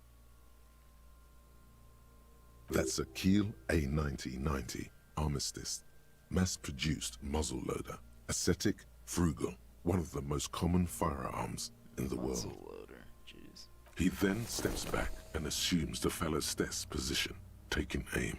The corner of his eye twitches. His finger is on the trigger. Easy does it, partner. He's gonna fucking miss! The kid's voice is drowned in a shrill blast that echoes off the walls of the surrounding tenements. A cloud of smoke slowly parts. God damn it. Fucking idiot! Mookaba asshole! Kuno could have hit it easy, but then Kuno's not fucking handicapped, is he? Try again, maybe. No, we are lucky as it is. We didn't break anything, and the victim remains uncompromised. Looks around at the windows overlooking the yard. Any more mistakes could put us in an unfortunate position with the locals. We have eyes on us. I didn't do us any favors with that. It's okay, man. Kuno's sorry too. Kuno feels sorry for the Beano class. The lieutenant doesn't say a word, just looks at. I have to say, it's beginning to look unlikely we can get him down without assistance. We can saw the Climb branch. up there and saw Yes, the branch? yeah, it's There fine. has to be a less risky way, with less falling down of trees. Seemed like a hassle. Let's not do it. Can I have the gun? I should try. Maybe we can ask for help from the harbor. I'm out of ideas. I was really hoping we wouldn't.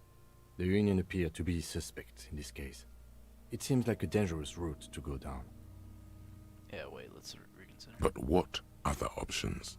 The corpse twists on the belt, like chicken on a skewer. Can I have the gun? It's bad as it is. Us shooting firearms like punks. Go ahead. I'm not stopping you. Just don't lose it. They only have one. This is the sorriest pair of pigs Kuno's ever seen. Yeah, take it, you fucking banani boyka. Take it and shoot yourself in the mouth. Feel the weight first. The cold piece of bakelite and gunmetal is surprisingly light. Your fingers fit right through the guard, instinctively resting on the. The fuck are you waiting for, Kuno? Tell him to shoot himself in the mouth. Point the gun at the belt. The buckle comes into focus in your sights.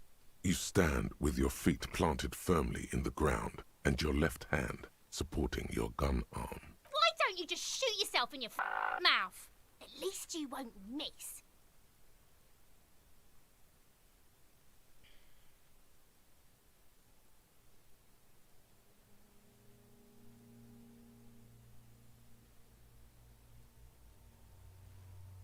Say, shut up. Or what? You gonna fuck me? Your field of view narrows. The branch slowly moves, becoming entirely two-dimensional. The metal buckle glimmers, the slow movement of the branch in the wind, and your shoulders directing the gun sink up. Look, he's crying. You gonna cry now, fucking faggoty? 42%.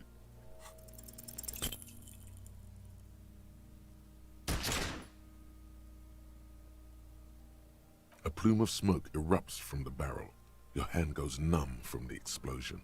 You missed the belt, but hit the corpse straight in the chest.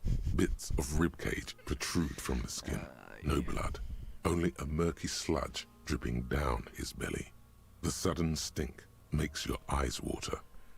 That is the worst. How do you hit the guy in the stomach when your target's way the fuck up there? Oh my god, he's gonna fucking cry. I knew it. What a mulko. There's something wrong with your gun, Lieutenant. It keeps missing. The armistice is sufficiently precise, officer, especially at close range. Takes the sidearm and holsters. It's not the gun's fault you can't shoot. Pigs don't have hands. They have, like, fucking hooves or something. Kuno has hands. Kuno can shoot that shit down for you. If I can't shoot it down, no one will. Lieutenant, we should entrust Kuno with your service weapon. He says he can shoot it down. 3. That's preposterous. What are you, a fucking earl? We still need to get him down somehow. The bad way. The way I didn't want us to. By asking the harbor for help. They have the tools and the men. If they put him up there, they can take him down too. How do we get inside the harbor? From the gates, by negotiating or fighting. I'm unenthusiastic about fighting. Or we can try to find some secret third path. It's unlikely though. To the gates. Let's negotiate. But won't it be dangerous? To ask the suspect for help with the victim's body? To be indebted to Everard Clare? Very much, yes. Which is why I would have preferred us to handle it. Clearly we can't. Suck my dick, bitches. Lucifer. The leader of the Union. A dangerous and corrupt man, from what I hear. You don't want to owe him much. Yeah? Don't go being someone else's bitches. You're Kuno's bitches. Let's go to it then. Alright, I mean, we might have found an path.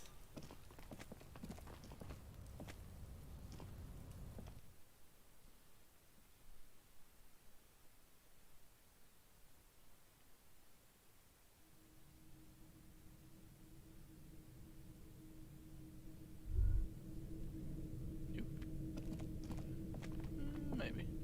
Alright, let's take a look around. We got here a little bit of cash. Why does that keep not working? A silver plate with traces of bone, yellow powder. What's this? Be still, my beating heart. It's amphetamine. Sweet amphetamine. The lieutenant isn't studying the powder in the mirror. He's studying you. There's a good, vague way to ask where he stands on drug use. Professionally, I mean. Someone is taking narcotics here. Perhaps the police should interfere. I wasn't thinking about it taking it, I swear. I was thinking about justice.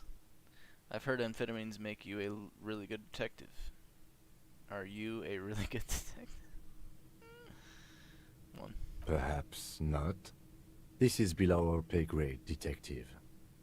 However... He points to the ladder in the corner. See that ladder there? It's probably another way into the industrial harbor, no? A secret path the local kids use. Poster says get out of the way, or get fucked up.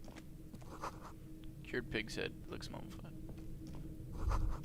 An empty tube of magnesium supplement. Okay, so... Alright. Let's do Alright, I'm gonna end the stream now. I'll be doing a second part of this, possibly tomorrow, maybe next week.